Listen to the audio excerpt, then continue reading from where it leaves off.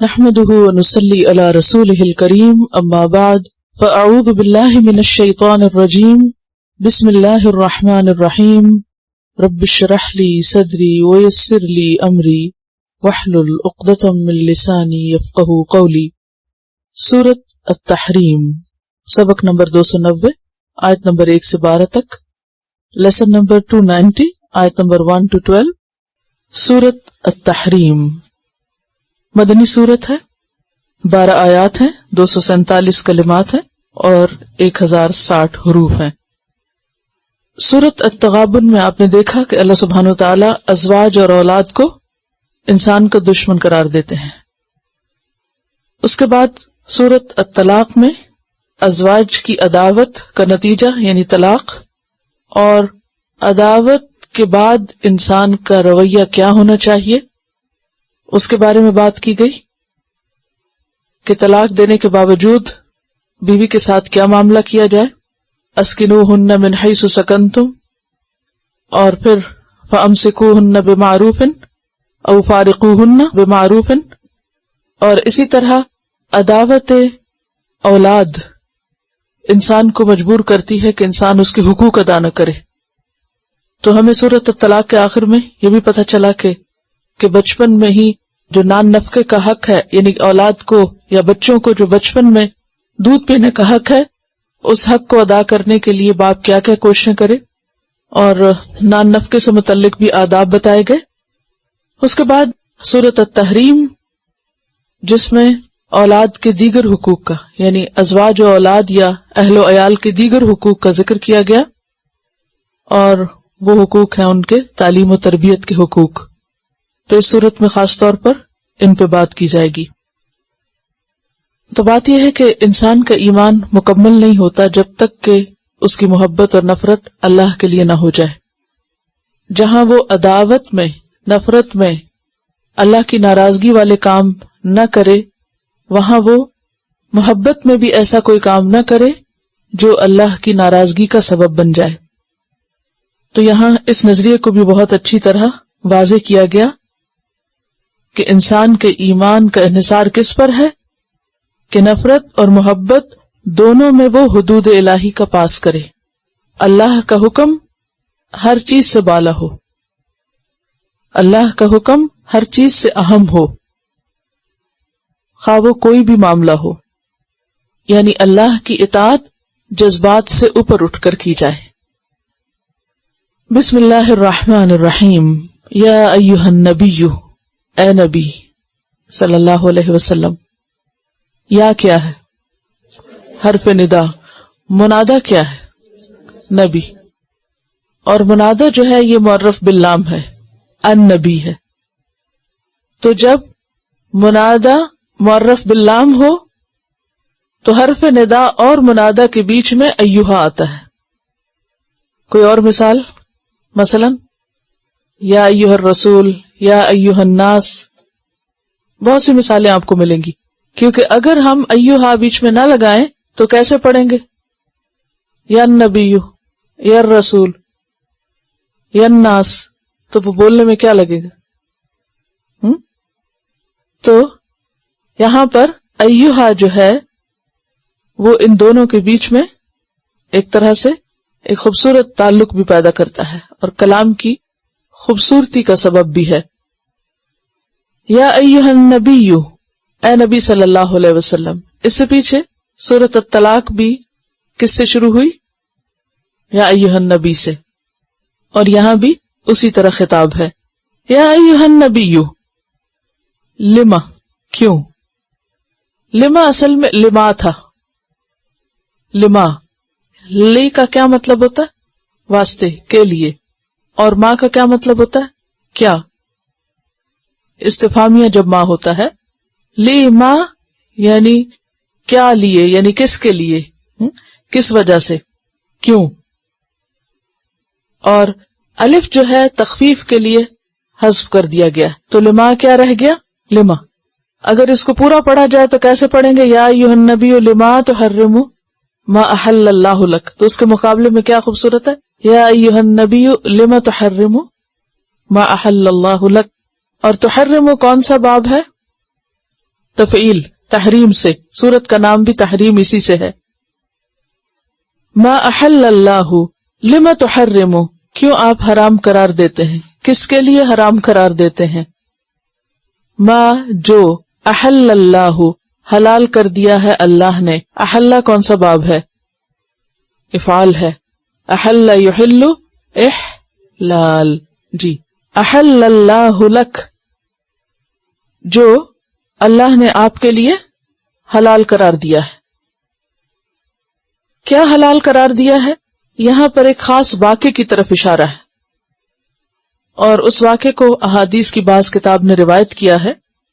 آپ صلی اللہ علیہ وسلم کا طریقہ یہ تھا کہ آپ عصر کی نماز کے بعد اپنی تمام ازواج کے پاس چکر لگایا کرتے تھے. یعنی تھوڑی تھوڑی دیر ہر ایک زوجہ محترمہ کے پاس جاتے اور ان کا حال چال پوچھتے اور ان کی ضروریات کا خیال رکھتے. تو اسی میں ایک مرتبہ حضرت زینب بنت جحش رضی اللہ تعالی عنہا کے پاس کسی نے شہد بھیجا، تو انہوں نے آپ کو شہد آفر کیا. شہد پینے میں کچھ دیر لگ گئی، تو وہ دیر جو تھی وہ دراصل وہ لمحات تھے جو دیگر ازواج کے حق میں سے تھے. اس پر بعض ازواج کو حضرت زینب سے رقابت ہوئی. رقابت کیا ہوتا ہے؟ جیلسی. اب ہوا یہ کہ حضرت عائشہ رضی اللہ تعالیٰ عنہ اور حضرت حفصہ رضی اللہ تعالیٰ عنہ دونوں نے آپس میں ایک منصوبہ بنایا، اور وہ کیا تھا کہ جب آپ وہاں سے ان کے پاس آئیں تو آپ سے پوچھیں کہ کیا آپ نے مغافیر پیا ہے. مغافیر ایک بوٹی ہوتی ہے جس کے استعمال سے اسمیل آتی ہے سانس میں، اور آپ صلی اللہ علیہ وسلم کو کھانے پینے کی کوئی ایسی چیز پسند نہیں تھی کہ جس سے آپ کے منہ میں کوئی بسان پیدا ہو. حضرت حفصہ کے پاس گئے تو انہوں نے بھی یہی بات کہی، اور جب حضرت عائشہ کے پاس آئے تو انہوں نے بھی یہی بات کہی. تو اس پر انہوں نے کہا کہ نہیں، میں نے مغافیر تو نہیں، شہد پیا ہے. تو ہو سکتا ہے کہ اس میں کسی ایسی چیز کی ملاوٹ ہو، اور میں قسم کھاتا ہوں کہ آج کے بعد شہد کا استعمال نہیں کروں گا. اس پر اللہ سبحانہ وتعالی نے فرمایا لما تحرم ما احل اللہ لک، آپ کیوں حرام قرار دیتے ہیں اس چیز کو جو اللہ نے آپ کے لیے حلال کر دی ہے، یعنی شہد.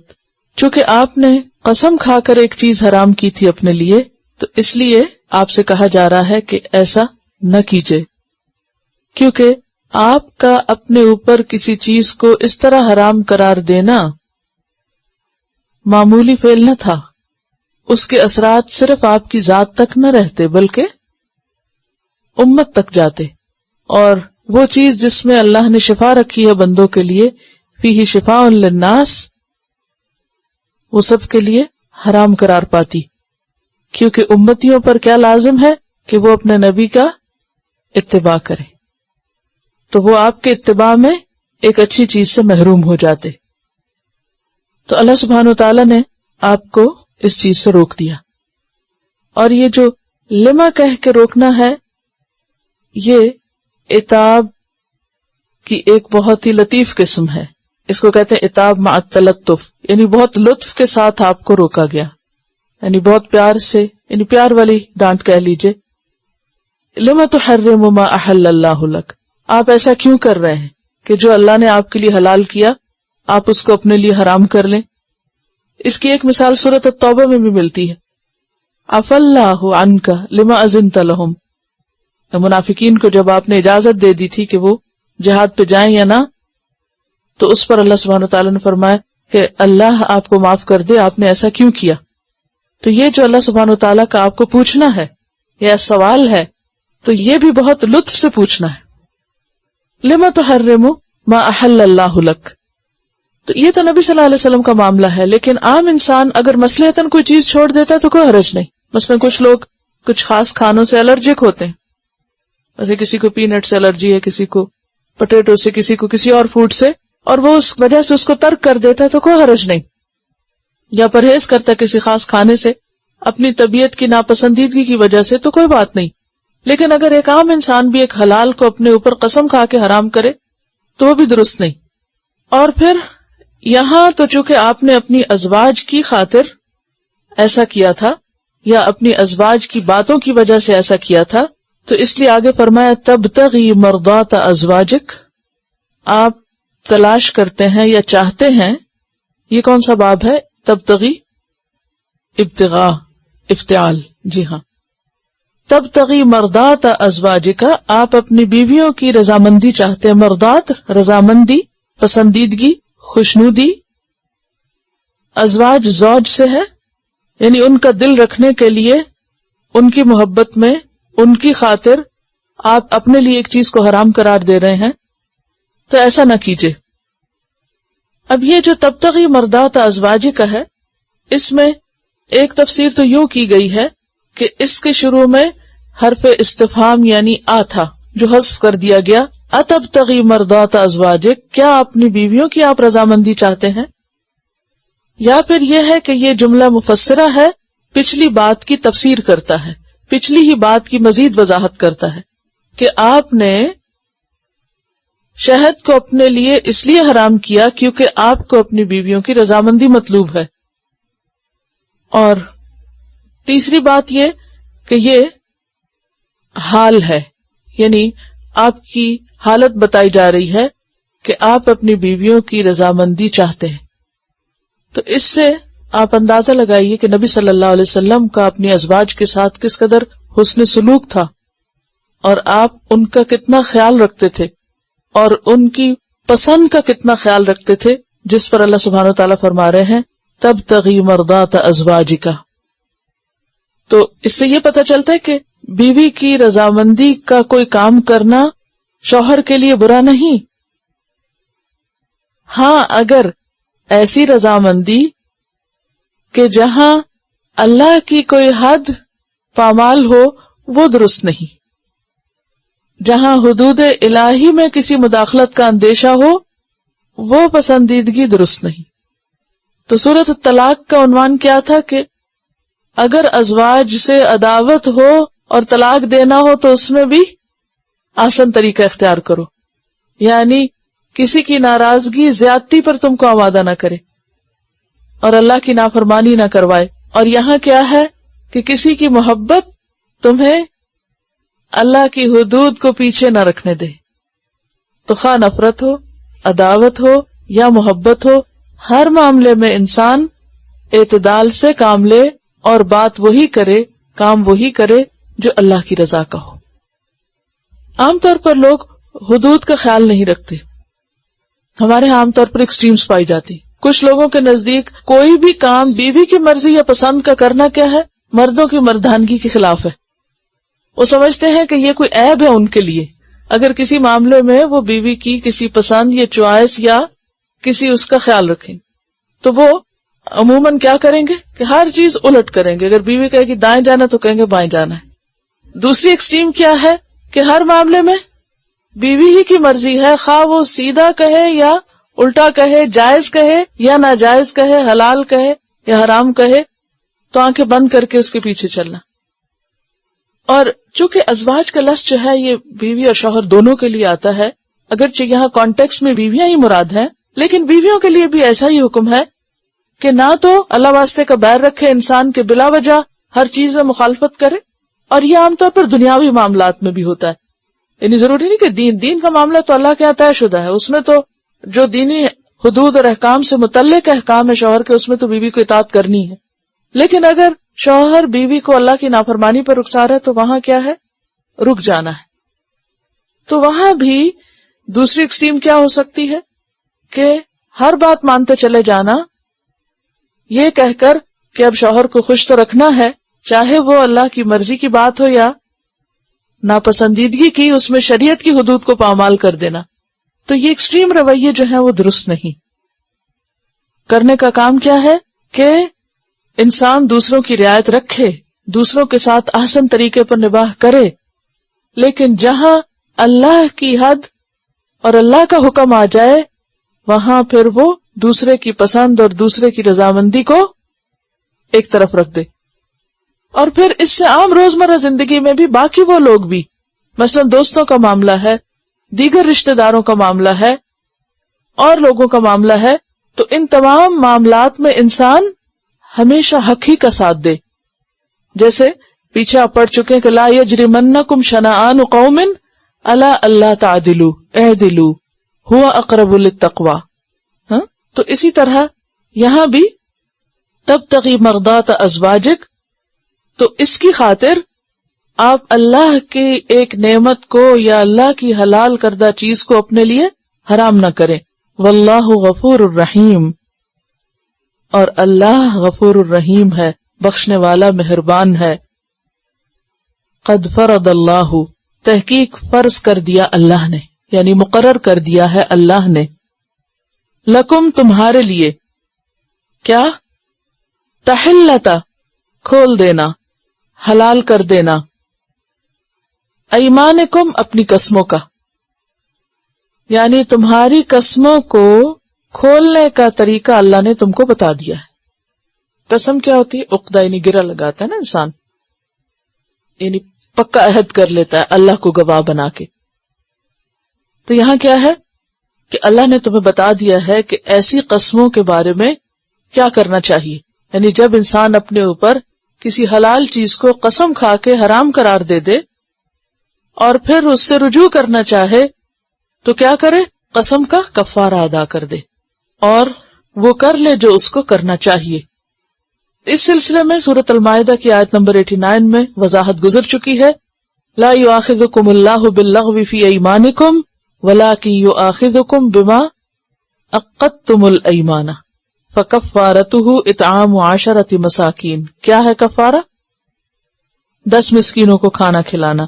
من اوسط ما تطعمون، اوسط درجے کا جو تم کھلاتے ہو. اہلیکم، اپنے گھر والوں کو. او کسوتہم، یا ان کو کپڑا پہنانے، یعنی 10 لوگوں کو. او تحریر رقبۃ، یا پھر ایک غلام آزاد کرنا. فمن لم یجد، پھر جو کوئی نہ پائے، فصیام، تو روزے رکھے 3 ایام، 3 دنوں کے. ذالک کفارۃ ایمانکم، یہ تمہاری قسموں کا کفارہ ہے. اذا حلفتم، جب تم حلف اٹھاؤ. واحفظوا ایمانکم، اور اپنی قسموں کی حفاظت کیا کرو. تو مقاتل کہتے ہیں کہ آپ صلی اللہ علیہ وسلم نے اس قسم کو توڑنے کے لیے غلام آزاد کیا تھا. قد فرض اللہ، اللہ نے فرض کر دیا، لکھ دیا تم پر کہ ایسی قسمیں باقی نہیں رکھی جائیں گی، ان کو توڑا جائے گا، ان گروہوں کو کھولا جائے گا، اور اس کا طریقہ بتایا جا چکا ہے. ایمانکم، تمہاری قسموں کے کھولنے کا. واللہ مولاکم، اور اللہ مولا ہے تمہارا. وہو العلیم، اور وہ بہت جاننے والا ہے کہ کس چیز میں تمہاری مصلحت ہے. یعنی ایسے امور میں وہ کیوں مداخلت کرتا ہے، وہ کیوں ان چیزوں کو نہیں ہونے دیتا جو نہیں ہونی چاہیے، کیونکہ اس کو سب پتا ہے کہ کن چیزوں کی پابندی بندے کر سکیں گے اور کہاں پابندی نہیں ہو سکے گی، کہاں پابندی کرنی چاہیے اور کہاں نہیں کرنی چاہیے. وہو العلیم الحکیم، اور وہ بہت حکمت والا ہے، یعنی اس کے سب احکامات حکمت پر مبنی ہے. ایسا نہیں ہے کہ اس نے بے سوچے سمجھے تمہیں حکم دیا ہے کچھ کرنے کا یا کچھ چھوڑنے کا، یا کسی چیز کو تمہارے لیے حلال کیا اور کسی کو حرام کیا. نہیں، حلال و حرام میں جو کچھ بھی ہے اس کے علم اور حکمت پر مبنی ہے. اسی طرح ہر جگہ محبتوں کا امتحان ہے، اور نفرت اور محبت کے معاملے میں اعتدال. اس سے یہ بات بھی پتہ چلتی کہ نبی صلی اللہ علیہ وسلم نے کوئی حکم اپنی مرضی سے نہیں دیا. آپ جو کچھ بھی بتاتے تھے وہ اللہ کے حکم سے بتاتے تھے. ما ينطق عن الهوى ان هو الا وحی یوحی. اور اس میں نبی صلی اللہ علیہ وسلم کے بشر ہونے کی بھی دلیل ہے، کیونکہ آپ انسان تھے اور آپ کے دل میں انسانوں کی محبت تھی اور آپ انسانوں کی باتوں سے متاثر ہوتے، اور آپ کو غیب کا علم نہیں تھا. جب حضرت حفصہ یہ کہہ رہی تھی کہ کیا آپ نے مغافیر پیا ہے، تو آپ کو ان کی بات سمجھ نہیں آئی کہ وہ کس کانٹیکسٹ میں کہہ رہی ہیں، کیونکہ اگر آپ غیب جانتے ہوتے تو فوراً ہی بتا دیتے. اور اس سے ایک اور بات جو بہت اہم اس واقعے سے سمجھنے اور سیکھنے کی ہے کہ ازواج مطہرات بھی انسان تھی، اور ان کے اندر بھی انسانوں جیسے جذبات تھے اور باہم رقابتیں بھی ہوتی تھی. اور ان رقابتوں میں بسا اوقات انسان حق سے بھی ہٹ جاتا ہے، یعنی بسا اوقات کسی کی نفرت اور عداوت یا کسی کی محبت یا جیلسی جو ہے وہ انسان کو کیا کر دیتی ہے؟ حق سے دور کر دیتی ہے. اب کہا یہ جاتا ہے کہ آپ صلی اللہ علیہ وسلم نے اپنی اس بیوی کے سامنے قسم کھائی تھی کہ میں آج کے بعد شہد نہیں پیوں گا، اور ان سے یہ کہا تھا کہ تم کسی اور کو یہ نہ بتانا. وَإِذْ أَسَرَّ النَّبِيُّ إِلَى بَعْضِ أَزْوَاجِهِ حَدِيثًا، اور جب چھپا کر کی، اسرہ کا لفظ سر سے ہے، سر کہتے ہیں راز، راز میں کی، النبی نبی صلی اللہ علیہ وسلم نے، الا طرف، بعد ازواجہ اپنی بیویوں کے، اشارہ ہے حضرت حفصہ کی طرف، حدیثاً ایک بات، کہا جاتا ہے کہ یہی بات تھی پچھلی آیات میں جس بات کی طرف اشارہ ہے اسی کے کانٹیکسٹ میں یا اسی کے سیکوینس میں آگے یہ بات آ رہی ہے. فلما نبأت بہ، پھر جب اس نے بتا دیا اس کو، نبأت یعنی خبر دے دی، کس نے؟ حضرت حفصہ نے، بہ ساتھ اس کے، یعنی اس بات کے، حدیث کے، کس کو؟ حضرت عائشہ کو، کیونکہ یہ دونوں کا باہم منصوبہ تھا. لہذا جب آپ صلی اللہ علیہ وسلم نے ایک کے سامنے قسم کھا کر بتا دیا تو اب وہ ان کے دل میں کیسے رہ سکتی تھی یہ بات کہ وہ فوراً ذکر کریں دوسری سے کہ ہمارا منصوبہ کامیاب ہو گیا. فلما نبأت بہ، پھر جب اس نے بتا دیا اس کو، وَأَظْهَرَهُ اللَّهُ عَلَيْهِ، اور ظاہر کر دیا اس کو اللہ نے، کس کو؟ اس بتانے کو، علیہ اس پر یعنی نبی پر صلی اللہ علیہ وسلم، کہ آپ کی بات آگے پہنچ چکی ہے. عرف بعدہ، آپ نے جتلایا اس کے بعض کو، وأعرض عن بعض، اور اعراض برتا بعض سے، یعنی آپ نے اشارتاً ذکر کر دیا کہ تم نے میرا راز نہیں رکھا اور آگے بتا دیا ہے. فلما نبأہا بہ، پھر جب آپ نے یعنی نبی صلی اللہ علیہ وسلم نے بتا دیا اس کو، یعنی اس بیوی کو، بھی اس بارے میں، قالت کہنے لگی، یعنی حضرت حفصہ کہنے لگی، من انبا کا ھذا، آپ کو کس نے بتایا، آپ کو کیسے پتا چلا کہ میں نے راز کھول دیا ہے؟ قالا فرمایا، نبأنی العلیم الخبیر، بتایا ہے مجھے خوب جاننے والے، خوب خبر رکھنے والے نے، یعنی اللہ نے بتایا ہے. اس سے کیا پتہ چلتا ہے کہ حضرت حفصہ نے جو بات آگے بتائی اور وہ بات اللہ نے آپ کو بتا دی، تو حضرت حفصہ حیران ہو گئی کہ یہ تو کسی تیسرے کو پتا ہو ہی نہیں سکتی، کیونکہ کوئی تیسرا تو اس منصوبے میں شامل نہیں تھا. اور اس سے یہ بھی پتا چلتا ہے کہ کتنا اعتماد تھا ان کو حضرت عائشہ پر کہ وہ آپ کو نہیں بتائیں گی. یعنی اس سے ان کے باہمی تعلقات بھی پتہ چلتے ہیں کہ باوجود اس کے کہ وہ ایک انسانی درجے میں رقابتیں ہوں گی، لیکن اس کے باوجود ان کے باہمی تعلقات بہت خوشگوار بھی تھے اور ان میں ایک اعتماد بھی تھا. اور جیسا کہ عام طور پر اس موقع پر ہوتا ہے، جب کسی کو پلٹ کر ایسی بات بتائی جائے جو راز کھلنے سے متعلق ہو تو اس کا سوال یہی ہوتا ہے، آپ سے کس نے کہا؟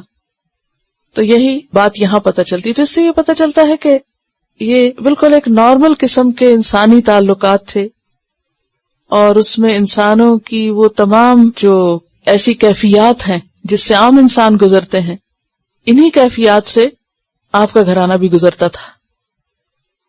لیکن آپ کا گھرانہ چونکہ ایک ماڈل گھرانہ تھا، ایک نمونہ تھا تمام امت کے لیے، لہذا وہاں اگر تھوڑی بہت بھی اونچ نیچ ہوئی تو فوراً اصلاح کر دی گئی. سورۃ الاحزاب میں آپ پڑھ چکے ہیں، آپ کے ازواج کو کیا کہا گیا؟ یا نساء النبی لستن کاحد من النساء، کہ تم عام عورتوں کی طرح نہیں ہو. اور یہاں بھی کیا ہے کہ اتنا کھول کر آپ کی جو اصلاح کی جا رہی ہے یہ بتانے کے لیے کہ کوئی بھی شخص اصلاح سے بالا نہیں ہے، صرف اللہ کی ذات ایسی ہے جو ہر عیب اور ہر نقص اور ہر کمی سے پاک ہے. تو ازواج خواہ نبی کی ہوں وہ انسان ہوتی، اور انسان ہونے کے ناطے کمی بیشی ہو سکتی، اور اللہ سبحانہ وتعالی ان کا تزکیہ کر دیتا ہے. اس سے آپ کی شان میں کمی نہیں ہوتی، یعنی اس سے ازواج مطہرات کی شان اور قدر و قیمت میں کمی نہیں ہوتی. لیکن اس میں ہم سب کے لیے ایک بہت بڑا سبق ہے، اور وہ یہ ہے کہ اگر وہ ازواج ہوتے ہوئے، انسان ہوتے ہوئے ایسی کمی بیشی کا شکار ہو سکتی تھی، تو ہم بھی انسان ہیں اور انسانوں کے امتحان سخت ہیں اس دنیا میں. کوئی بھی اپنے آپ کو نیک یا پاک یا گناہوں سے بالا نہ سمجھے کہ ہم سے تو کبھی کوئی غلطی ہوئی نہیں. ہم سب غلطیاں کرتے ہیں کیونکہ ہم ہیومن ہیں، لیکن غلطی کرنے کے بعد اس پر اصرار بری چیز ہے، اس کو نہ ماننا برا ہے، اس کی اصلاح نہ کرنا برا ہے. اور یہاں ہم دیکھتے ہیں کہ وہ فوراً رجوع کر لیتے ہیں. اور اس سے بھی پتہ چلتا ہے کہ آپ صلی اللہ علیہ وسلم پر وحی صرف وہ نہیں آتی تھی جو قرآن میں لکھا ہوا. یہاں تو نہیں کہیں لکھا ہوا کہ وہ کن الفاظ میں اللہ تعالیٰ نے بتایا. قرآن سے تو نہیں پتہ چلتا. کہاں سے پتہ چلتا ہے؟ وحی کی ایک دوسری قسم سے جس کو وحی خفی کہا جاتا ہے. اور جو احادیث کا سرمایہ ہے وہ کس پر مبنی ہے؟ وحی خفی پر مبنی ہے. پھر اللہ تعالیٰ فرماتے ان تتوبا، اگر تم دونوں توبہ کر لو، اللہ طرف اللہ کے، تو یہ تمہارے حق میں بہتر ہے. یعنی جو ہو گیا سو ہو گیا، اب کیا ہے؟ پلٹ آؤ. اور توبہ کیا ہوتا ہے؟ غلطی پہ شرمندہ ہونا، نہ کرنے کا عہد کرنا، اس کی اصلاح کر لینا، یعنی اصرار نہ کرنا. ان تتوبا الی اللہ، اگر تم دونوں توبہ کر لو، فقد صغت قلوبکما، پس تحقیق جھک پڑے ہیں دل تمہارے. صغت کا لفظ جو ہے صاد غین واو سے، پوری طرح جھکنا. تم دونوں کے دل جھک گئے ہیں. اس کا ترجمہ کج ہو گئے ہیں نہ کیجیے، کیونکہ صغا کا لفظ جو ہے یہ کجی کے لیے نہیں آتا، مائل ہونے اور جھکنے کے لیے آتا ہے. ٹھیک ہے، تم دونوں کے دل جھک گئے ہیں. کس چیز کی طرف جھک گئے ہیں؟ دیکھنا یہ ہے کہ اگر دل جھک گئے ہیں تو کس چیز کی طرف جھک گئے ہیں. ایک معنی یہ کیا گیا ہے کہ پہلے ہی توبہ کی طرف جھک گئے ہیں، یعنی توبہ کر لو اور تمہارے دل مائل ہے توبہ کرنے کی طرف. تو اس سے ازواج نبی کی ایک طرح سے تعریف کا پہلو بھی نکلتا ہے کہ جو ہی انہیں احساس ہوا تو انہیں کیا خیال آیا کہ ہمیں توبہ کر لینی چاہیے. تو اس چیز کو واضح کیا جا رہا ہے کہ توبہ کر لو، صرف خیال پر ہی نہیں بس بلکہ کر ہی لو. اب ایک شخص وہ ہوتا ہے جس سے غلطی ہو تو غلطی مانتا نہیں، اصرار کیے چلے جاتا ہے. اور ایک وہ ہوتا ہے جس سے غلطی ہو اور جو ہی اسے احساس ہو تو وہ شرمندگی میں ڈوب جاتا ہے، اس کو شدید قسم کا احساس ندامت ہوتا ہے. تو یہ جو احساس ندامت ہے اس کے لیے آ رہا ہے کہ تمہارے دل مائل ہو گئے ہیں، یعنی گر پڑے ہیں اور جھک گئے ہیں اور تیار ہیں. اور پھر یہ ہے کہ انسان صرف دل کی بات دل میں نہ رکھے بلکہ اسے باقاعدہ زبان سے کہے بھی. یعنی توبہ میں صرف دل کا جھکنا، صرف دل کا ڈرنا ہی کافی نہیں، بلکہ اس کے لیے کیا ضروری ہے کہ انسان بولے بھی یا اللہ میں توبہ کرتا ہوں. اور اگر کسی انسان کے حق میں کوئی کوتاہی ہوئی ہو تو اس سے معافی مانگ لے. ان تتوبا الی اللہ فقد صغت قلوبکما. ایک اور معنی یہ بھی کیا گیا ہے کہ نبی صلی اللہ علیہ وسلم کی جو تعظیم اور توقیر اور آپ کی پسند و ناپسند کا جس طرح خیال رکھنا چاہیے تھا وہ تم نے نہیں رکھا، تو اس پر تمہیں اب توبہ کرنی چاہیے. وَإِن تَظَاهَرَ عَلَيْهِ، اور اگر تم ایک دوسرے کی مدد کرو گی اس کے خلاف، یعنی یہ جتھا بندی آئندہ کے لیے ختم نہ کی اور آئندہ بھی اسی قسم کی باتیں ہوتی رہیں، تو یاد رکھو فَإِنَّ اللَّهَ هُوَ مَوْلَاهُ، پس بے شک اللہ وہ اس کا مولا ہے. کس کا؟ نبی صلی اللہ علیہ وسلم کا. وہ اس کا مددگار ہے. وہ جبریل، اور جبریل علیہ السلام، وہ صالح المؤمنین، اور صالح مومن. یہ جو صالح مومن ہے اس کا بھی دو طرح معنی کیا گیا. صالح المؤمنین اگر مضاف الیہ ہو تو مومنین کا صالح یعنی ایک خاص شخص کی طرف اشارہ ہے، اور کہتے ہیں کہ یہ ابو بکر صدیق رضی اللہ تعالیٰ عنہ کی طرف اشارہ ہے کہ وہ اس کے گہرے دوست ہیں. اور دوسرا یہ کہ صالح یہاں اگرچہ واحد ہے تو ایک کے معنی میں نہیں، اسم جنس کے طور پر آیا ہے، تو اس سے مراد سارے مسلمان، مخلص مومن. اور صالح کا لفظ کیوں بولا گیا؟ منافق نہیں ہے، منافقوں کو مائنس کرنے کے لیے. صالح المومنین یعنی سارے نیک مومن جو ہیں وہ آپ کے ساتھ ہوں گے، تمہارے ساتھ کوئی نہیں ہوگا. لہذا تم الگ نہ ہو. والملائکۃ، اور فرشتے بھی، بعد ذالک، اس کے بعد، ظہیر، مددگار ہیں، آپ کی پشت پناہی کرنے والے ہیں. اس سے آپ دیکھیے کہ اللہ سبحانہ وتعالی کو نبی صلی اللہ علیہ وسلم سے کتنی محبت تھی. اب آپ دیکھیے کہ سورت کے شروع میں لم تحرم ما احل اللہ لک، تو کوئی نادان ہو سکتا ہے سمجھے کہ شاید یہاں اللہ سبحانہ وتعالی نبی صلی اللہ علیہ وسلم سے ناراض ہو رہے ہیں، لیکن یہاں آ کر اس بات کی مزید وضاحت ہو جاتی ہے فَإِنَّ اللَّهَ هُوَ مَوْلَاهُ وَجِبْرِيلُ وَصَالِحُ الْمُؤْمِنِينَ وَالْمَلَائِكَةُ بَعْدَ ذَلِكَ ظَهِيرٌ. کمی بیشی کی درستگی کرنا اپنی جگہ پر ہے، لیکن آپ صلی اللہ علیہ وسلم کا مقام اللہ کی نگاہ میں، فرشتوں کی نگاہ میں اور مومنوں کی نگاہ میں ایک الگ ہے، یعنی خاص مقام ہے آپ صلی اللہ علیہ وسلم کا. اور آپ سے محبت اور آپ کی عزت اور احترام ہم سب کے اوپر لازم ہے، اور یہ ایمان کا حصہ ہے. اور اگر کوئی نہیں کرے گا تو وہ صالح المومنین سے الگ ہو جائے گا. یعنی نبی صلی اللہ علیہ وسلم کی محبت اور عزت اور احترام کیا ہے؟ ایک معیار ہے. ان کنتم تحبون اللہ فاتبعونی، اگر تم اللہ سے محبت کرتے ہو تو اس کا ثبوت بھی کہاں سے دو؟ فاتبعونی، محمد صلی اللہ علیہ وسلم کا اتباع کر کے.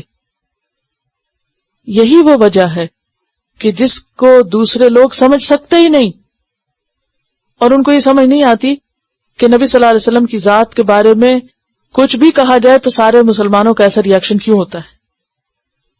کیونکہ دنیا کے کسی مذہب، کسی دین، کسی جگہ پر کسی پیغمبر اور کسی بھی شخصیت کا وہ احترام اس کے فالوورز میں نہیں جو محمد صلی اللہ علیہ وسلم کا ان کے سچے ماننے والوں میں. ہاں، اگر آپ صالح المومنین سے الگ ہیں تو کچھ اور سوچ سکتے ہیں، لیکن اگر آپ اس میں شامل ہیں تو پھر یہ ایک ایمان کا ٹیسٹ اور امتحان ہوتا ہے. یہ الگ بات ہے کہ اس محبت کا اظہار کرنے کی بھی پھر حدود ہے، اور پھر اس میں ایک اللہ کی نافرمانی کے کام نہیں کرنا چاہیے، کیونکہ غلو منع ہے.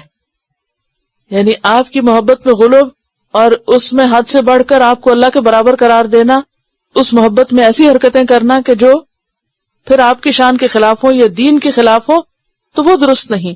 لیکن اس میں کوئی شک نہیں کہ آپ پر ایمان، آپ کی اطاعت، آپ کا اتباع، آپ سے محبت، آپ کی عزت اور آپ کو اپنے والدین، اولاد اور تمام انسانوں سے بلند قرار دینا، زیادہ ان سے محبت رکھنا، یہ ہم سب کے ایمان کا جزو حصہ ہے. اس کے بغیر ایمان مکمل ہی نہیں ہوتا. اور اس میں تو ازواج مطہرات کو بھی نہیں چھوڑا گیا کہ تم یہ مت سوچو کہ تمہیں ایک مقام مل گیا ہے اور ایک بہت عزت کا مرتبہ مل گیا ہے تو اب ان کو شوہر سمجھ کر تم جو چاہو کرو. وہ عام شوہر نہیں ہے، ان کا مقام عام شوہروں سے بہت بلند ہے. وہ اللہ کے رسول ہیں، اس کے پیغمبر ہیں، لہذا ان کے ساتھ کوئی بھی معاملہ کرتے ہوئے بہت محتاط رہنے کی ضرورت ہے. وَإِن تَظَاهَرَ عَلَيْهِ فَإِنَّ اللَّهَ هُوَ مَوْلَاهُ وَجِبْرِيلُ وَصَالِحُ الْمُؤْمِنِينَ وَالْمَلَائِكَةُ بَعْدَ ذَلِكَ ظَهِيرٌ.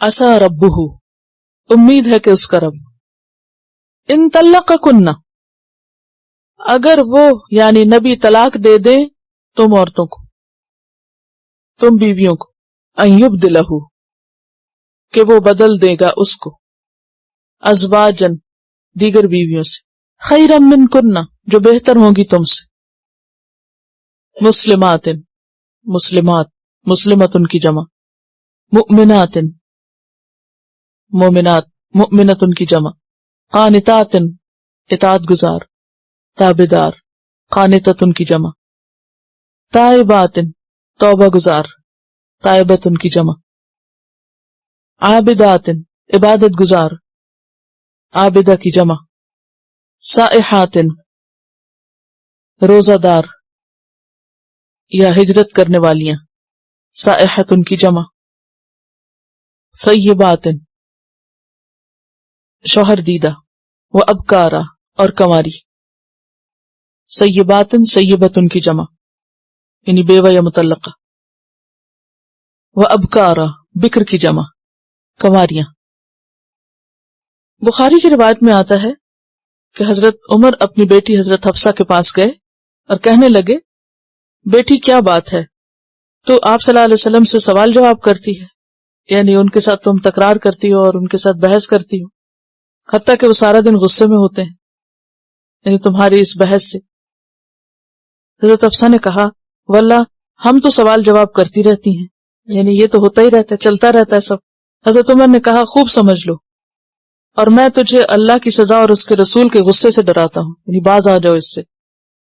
بیٹی تو اس عورت کی وجہ سے دھوکہ مت کھانا، یعنی حضرت عائشہ کے ساتھ مل کے، جو اپنے حسن و جمال اور آپ کی محبت پہ نازا ہے، اور اس سے مراد ان کی حضرت عائشہ کی طرف تھی، یعنی تم مل جل کے جو آپ کے خلاف محاذ آرائی کرتی ہو تو اس کی وجہ سے تم کامیاب نہیں ہو سکتی، ایسا مت کرنا، اور اگر تم لوگوں نے زیادہ ستایا تو اللہ اس پر قادر ہے کہ تم سب کو لے جائے اور نبی صلی اللہ علیہ وسلم کو اور بیویاں دے دے۔ اور سورۃ الاحزاب میں آپ پڑھ چکے ہیں کہ آپ صلی اللہ علیہ وسلم سے ازواج مطہرات نے نان نفقے کا مطالبہ کیا تھا، تو اس پر آپ بہت پریشان ہوئے تھے اور آپ نے ان سے علیحدگی اختیار کر کے 1 مہینے تک مسجد میں قیام کیا تھا، کسی کے پاس بھی پھر نہیں جاتے تھے، کیونکہ وہ آپ کے جو فرائض منصبی تھے اس میں رکاوٹ کا باعث بن رہی تھی باتیں۔ حالانکہ ان کا مطالبہ جو تھا، جیسے ہم پیچھے تفصیلات پڑھ چکے ہیں، کہ کوئی عیش و عشرت کی چیزوں کو طلب نہیں وہ کر رہی تھی، اپنی بنیادی بیسک زندگی کی جو نیسیسٹیز آف لائف ہے ان کی بات کرتی تھی، لیکن جو ان کا منصب تھا اور جو آپ کا منصب تھا اور جو آپ کی ذمہ داریاں تھی، اس کے اعتبار سے یہ بھی بہت بڑی چیز تھی۔ یا یہ کہ ان خواتین کے یہ مطالبے آپ کے فرائض منصبی کے راستے میں رکاوٹ بن رہے تھے، کیونکہ آپ کے اوپر بے شمار ذمہ داریاں تھیں۔ مدینہ کے اندر طرح طرح کی کشمکش تھی، مدینہ کے باہر کئی طرح کے مسائل تھے، صحابہ کرام کو تعلیم دینے کے مسائل تھے، اسی طرح اور بہت سی مشکلات تھیں۔ آپ نے پچھلی صورتوں میں پڑھا کہ کس طرح مدینہ کے اندر منافقین اور یہود سے آپ کو طرح طرح کی مشکلات پیش آتی۔ باہر سے جنگ احزاب کے بعد سورۃ الاحزاب نازل ہوئی تھی، تو ان احزاب کی آمد کی وجہ سے آپ کے اوپر کیسا پریشر تھا۔ تو ایسی صورت میں اگر گھر کے افراد بھی ایسے مطالبے کرنے لگیں کہ جس میں اس ہستی کے لیے بہت مشکلات پیدا ہو جائیں، تو اس پر اللہ سبحانہ وتعالیٰ نے براہ راست مداخلت کر دی کہ اگر تمہارا یہی طرز عمل رہا اور تم نے اندر چین نہ لینے دیا تو پھر یاد رکھو کہ تمہارا یہاں ٹھکانہ نہیں ہوگا، اور اگر پیغمبر نے تم کو طلاق دے دی تو اللہ تم سے زیادہ بہتر عورتیں ان کو نصیب کر دے گا۔ عسیٰ ربہ ان طلقکن، یعنی بظاہر تو یوں لگتا ہے نا جیسے بہت زیادتی کی بات ہے اور ازواج کے ساتھ بہت سختی ہو رہی ہے، اور لیکن اگر اس پورے سیناریو کو سامنے رکھیں اور پورے پس منظر کو سامنے رکھیں، اس وقت مدینہ کی اسٹیٹ کی جو حالت تھی اور جو پریشر سے اندرونی اور بیرونی اور آپ کی جو ساری ذمہ داریاں تھیں ان کو نبھانے کا جو بوجھ تھا آپ پر، اس کو سامنے رکھ کر دیکھیں تو یہ چھوٹی چھوٹی باتیں بھی دراصل کیا تھی، بہت بڑی بات تھی۔ عام گھروں میں تو یہ سب ہوتا رہتا ہے، یا نہیں؟ چلتا رہتا ہے نا، شوہر بیوی آپس میں ناراض ہو جاتے ہیں، بیوی شوہر کا راز فاش کر دیتی ہے، کئی قسم کے مسائل پیدا ہوتے ہیں، کیونکہ یہاں بھی ایک بیوی نے راز فاش کیا، اور جو کہ اکثر عورتیں کرتی۔ شوہر بیویوں پر اعتماد کرتے ہیں، ان کو ہمراز سمجھ کر اپنی بہت سی باتیں ان سے شیئر کرتے ہیں، اپنے دکھ غم بانٹتے ہیں، اور بیوی کو منع بھی کرتے کہ کسی سے ذکر نہ کرنا، لیکن عام طور پر خواتین اس کا پاس نہیں رکھ پاتی، وہ آگے کر دیتی ہیں، جھگڑے ہوتے ہیں، سب چلتا ہے۔ تو ایسے چھوٹے چھوٹے جھگڑوں کی بنا پر کبھی کسی شوہر کو یہ نہیں کہا گیا کہ ہاں چونکہ تمہاری بیوی راز فاش کر دیتی ہے لہٰذا اس کو فوراً طلاق دے دو۔ لیکن نبی صلی اللہ علیہ وسلم کا معاملہ جو ہے وہ عام لوگوں کے معاملے سے مختلف ہے، اور آپ کے ازواج کا رول جو ہے وہ دیگر ازواج کے مقابلے میں مختلف ہے۔ لہٰذا کیا کہا جا رہا ہے؟ اگر نبی تمہیں طلاق دے دے تو کوئی نہیں، نبی کا کوئی نقصان نہیں، تم اس اعزاز اور شرف سے محروم ہو جاؤ گی، اللہ اس کو تو اور بیویاں دے دے گا، اور وہ کیسی ہوں گی؟ مسلمات، پہلے مسلم کا ذکر کیا گیا، یعنی مسلم کا مطلب ہے یعنی جھک جانے والا، جو اللہ کے دین کی طرف جھکنے والی ہوں گی. مؤمنات، اس دین کی تصدیق کرنے والی. قانتات، عمل سے ثابت کرنے والی یعنی اطاعت گزار. اور قنوت کس کو کہتے ہیں؟ دوام اطاعت کو. تائبات، اتنا زبردست سیکوینس ہے نا اس میں، پہلے اسلام کی طرف آنا، مائل ہونا، پھر اس کی تصدیق کرنا، اور پھر اس پر عمل کرنا، اور عمل کرتے ہوئے کوئی کمی بیشی ہو جائے تو توبہ کر لینا فوراً، اور پھر دوبارہ اللہ کی طرف عبادت کے ساتھ، ذکر کے ساتھ رجوع کرنا. اور پھر سائحاتن، سائحاتن کا لفظ جو ہے سین یہ ہے سے ہے. ساحہ آنگن کو کہتے ہیں، آنگن ہوتا ہے نا گھر کا، صحن، وہ کھلی جگہ ہوتی ہے. اور ساحہ کا معنی ہوتا ہے سیر و سیاحت کرنا، یعنی سیاحت سے بھی ہے. اور سائحہ کا مطلب سیاحت کرنے والی، تو مسلمان عورتوں کی سیاحت ان دنوں میں کیا تھی؟ ہجرت. اور سائح روزہ دار کے لیے بھی آتا ہے لفظ. اور یہاں عابدات ان کے بعد سائحات ان دونوں معنوں میں ہو سکتا ہے، یعنی مہاجرات ان بھی اور سائمات ان بھی. اور سائم اور سائح کے درمیان، سیاح کے درمیان کیا مماثلت ہے کہ دونوں ایک لمبے عرصے تک کھانے پینے سے رکے رہتے ہیں. اور پھر سیباتن، سیبت کا لفظ جو ہے نا ثوب سے ہے، ثوب کہتے ہیں لوٹنے کو، ثواب کا لفظ بھی اسی سے ہے. اور بیوہ یا مطلقہ عورت کے لیے سیبہ کا لفظ آتا ہے، اسی لیے اس کا ترجمہ شوہر دیدہ کیا گیا ہے کہ جس کی پہلے شادی ہو چکی ہو.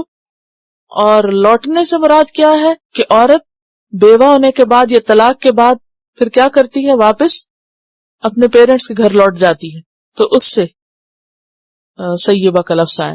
وہ ابکارا، بکر سے یعنی کنواری جن کی پہلے شادی نہ ہوئی ہو. لیکن آپ کو معلوم ہے کہ سورۃ الاحزاب میں یہ معاملہ واضح ہو گیا تھا. جب انہوں نے نان نفقے کا مطالبہ کیا، آپ ان پہ ناراض ہوئے، پھر اس کے بعد اللہ سبحانہ وتعالیٰ نے آیت تخیر نازل کی، اور سب سے پہلے آپ نے حضرت عائشہ کو سنائی اور ان سے پوچھا کہ اچھا اب تم اختیار کر لو، دنیا چاہیے یا آخرت، اور اس معاملے میں اپنے والدین سے ضرور مشورہ کرنا. تو کیا کہا تھا حضرت عائشہ نے کہ کیا میں اس بارے میں اپنے والدین سے پوچھوں کہ میں نے اللہ اور اس کے رسول اور آخرت کے گھر کو اختیار کر لیا. اور اس کے بعد باقی ازواج نے بھی یہی کیا، اور آئندہ کے لیے ہر طرح کے مطالبے چھوڑ دیے. اس پر اللہ سبحانہ وتعالیٰ نے پھر نبی صلی اللہ علیہ وسلم کو کیا حکم دیا تھا؟ لا يحل لك النساء من بعد ولا ان تبدل بهن من ازواج ولو اعجبك حسنهن، کہ ان کے بعد اب آپ نہیں بدلیں گے. تو اس سے یہ پتہ چلتا ہے کہ یہ حکم اس سے پہلے کا ہے. کسی عورت کے لیے اس سے بڑی سزا کوئی نہیں ہو سکتی، اور وہ ازواج کے لیے کہ نبی صلی اللہ علیہ وسلم کی زوجیت کے شرف سے محروم ہو جائیں چھوٹی چھوٹی باتوں پر. یعنی اس میں آپ دیکھیے کہ جو آیت نمبر 3 میں ہے وَإِذْ أَسَرَّ النَّبِيُّ إِلَىٰ بَعْضِ أَزْوَاجِهِ حَدِيثًا، تو اس سے یہ پتہ چلتا ہے کہ آپ صلی اللہ علیہ وسلم اگرچہ اتنے بڑے مقام پر تھے، لیکن اس کے باوجود آپ اپنی ازواج کو یعنی بحیثیت یعنی خواتین کے ان پر ٹرسٹ بھی کرتے، ان سے راز شیئر کرتے. یعنی اس میں بھی شوہر اور بیوی کا جو باہمی ایک تعلق ہے اس کو بھی اجاگر کیا جا رہا ہے، اور جو باہمی آپس میں اعتماد اور ایک دوسرے پر جو ٹرسٹ کی بات ہے اس کا بھی ذکر ہو رہا ہے. اور پھر یہ ہے کہ صرف بیوی کے لیے نہیں، شوہر کے لیے بھی ضروری ہے کہ وہ ایک دوسرے کی باتیں ادھر ادھر نہ کریں. ہن لباس لکم وانتم لباس لہن، وہ تمہارا لباس ہے، تم ان کا لباس ہو.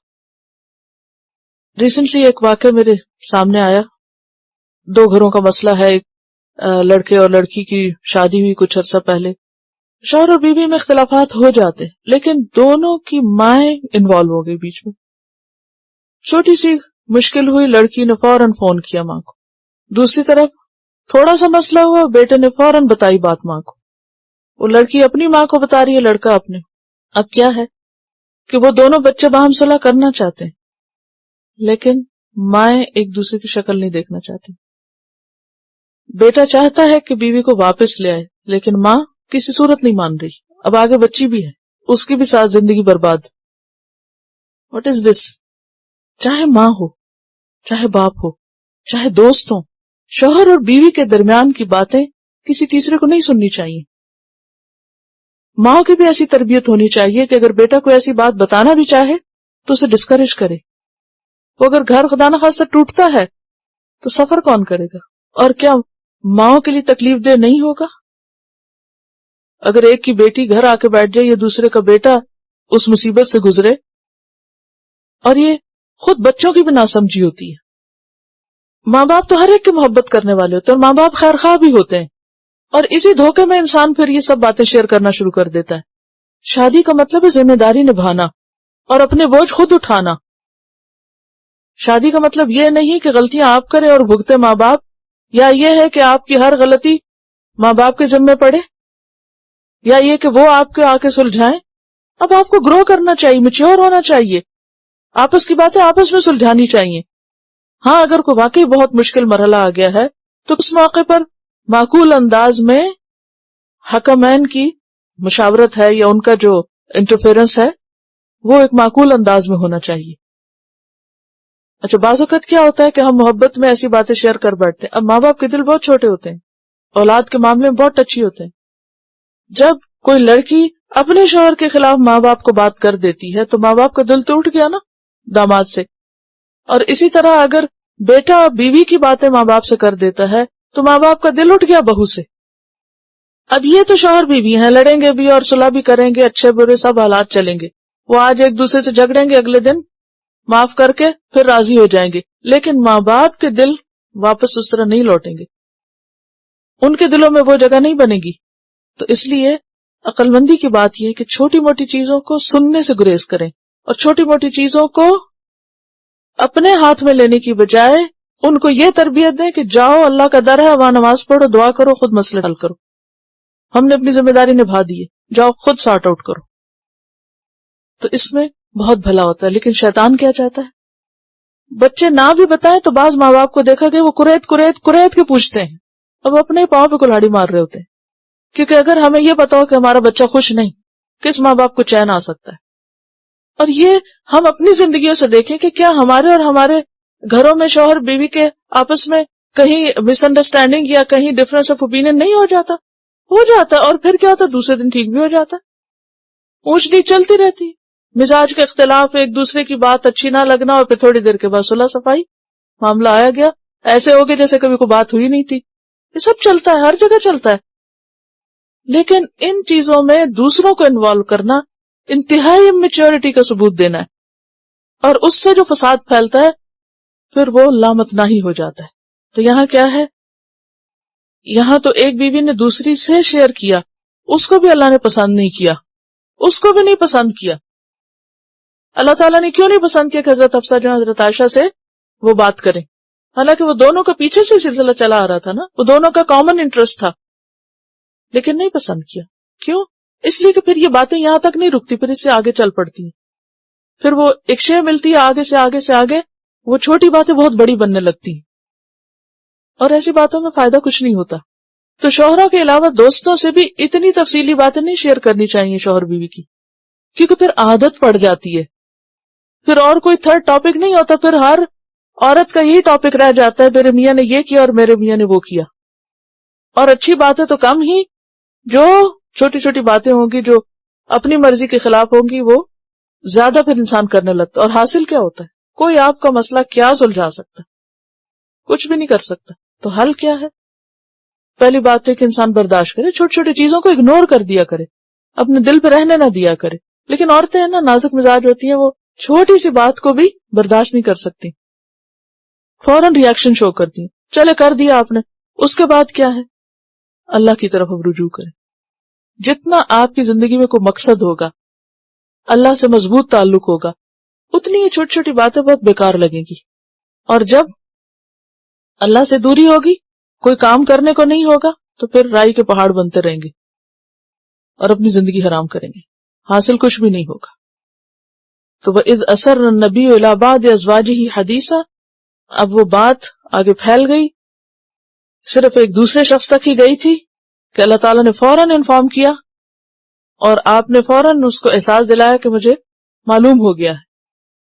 اور یہاں ایک تربیت بھی ہے نا، یہ تو چلو ایک شاید نہ کھانے کی یا پینے کی ایک قسم تھی، لیکن اگر اس سے بڑی کوئی بات شیئر کی بھی ہو جو کسی قومی ملکی راز کی بات ہو سکتی ہے، مثلا بعض شوہر جو ہوتے ہیں وہ عام عہدوں پر نہیں، بہت نازک عہدوں پر ہوتے ہیں، بہت اہم مناصب پر ہوتے ہیں، اگر وہ اس سلسلے میں کوئی بات گھر بتائے اور بیوی کے ذریعے وہ راز آگے نکل جائے، کھل جائے، تو قوموں کی تباہی ہو سکتی ہے. جیسے آپ مسلمانوں کی تاریخ میں دیکھتے ہیں کہ بسا اوقات مسلمانوں نے جب دوسرے جگہوں پر شادی کی، اور بعض لوگوں نے تو پلان کر کے اس طرح کی شادیاں ارینج کرائیں تاکہ ان عورتوں کے ذریعے اندر کے راز جو ہیں وہ نکالے جائیں، تو اس سے کیا نقصان ہوتا ہے کہ وہ بعض اوقات کسی ایک گھر اور ایک فرد نہیں، ایک پوری قوم کی تباہی کا سبب ہو سکتے ہیں ایسے رازوں کو افشا کرنا. تو اس لیے اس کو منع. اور ویسے بھی کسی کا راز افشا کرنا جو ہے نا، یہ خیانت ہے.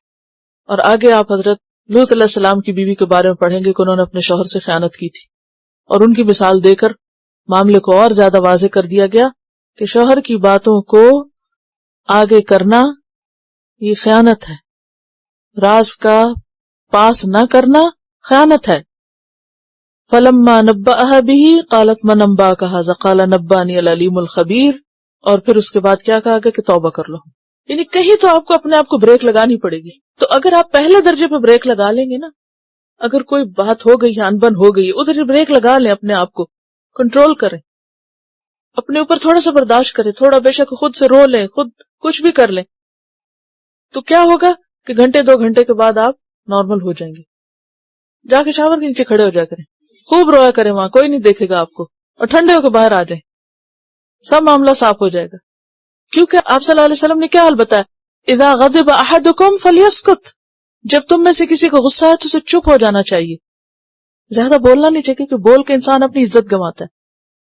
اور پھر جب آپ کے منہ سے کچھ نکل گیا وہ کہاں رکے گا؟ جو چیز آپ نہیں بچا سکے، کنٹرول کر سکے، آپ کسی سے کیا توقع رکھتے وہ آپ کا راز رکھے.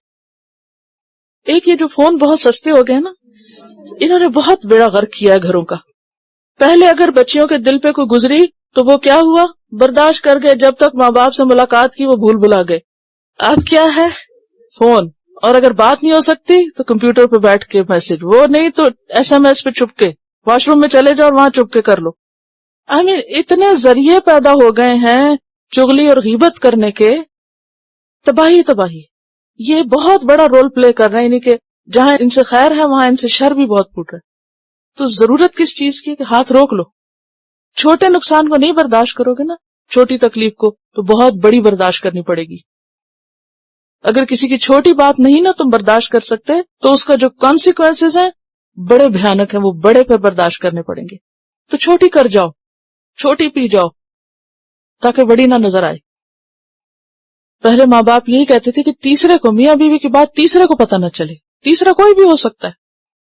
اور یہاں مسلم خواتین کی جو کوالٹیز ہیں وہ بھی بتا دی گئی کہ مثالی مسلمان عورتیں کیسی ہوتی ہیں. مسلماتن، جھکی ہوئی، مومناتن، تصدیق کرنے والی، قانتاتن، اطاعت مال خضوع بھی ہوتا ہے نا اس کا معنی. قنوت کا کیا معنی ہوتا ہے؟ یعنی اطاعت اور فرما برداری جس میں دوام بھی ہو اور تھوڑا خضوع و خشوع بھی ہو. اور پھر تائباتن، توبہ تو ایک لازمی صفت ہے کیونکہ ہر ایک سے کمی بیشی ہوتی.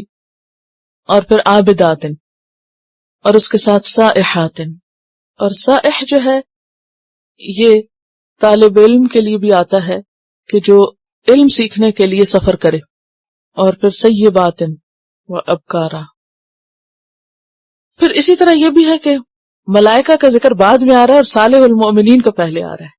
اور اس میں آپ دیکھیے کہ جبریل کو ملائکہ سے الگ کر لیا گیا ہے باقی ملائکہ سے، ان کے خاص مقام کی وجہ سے.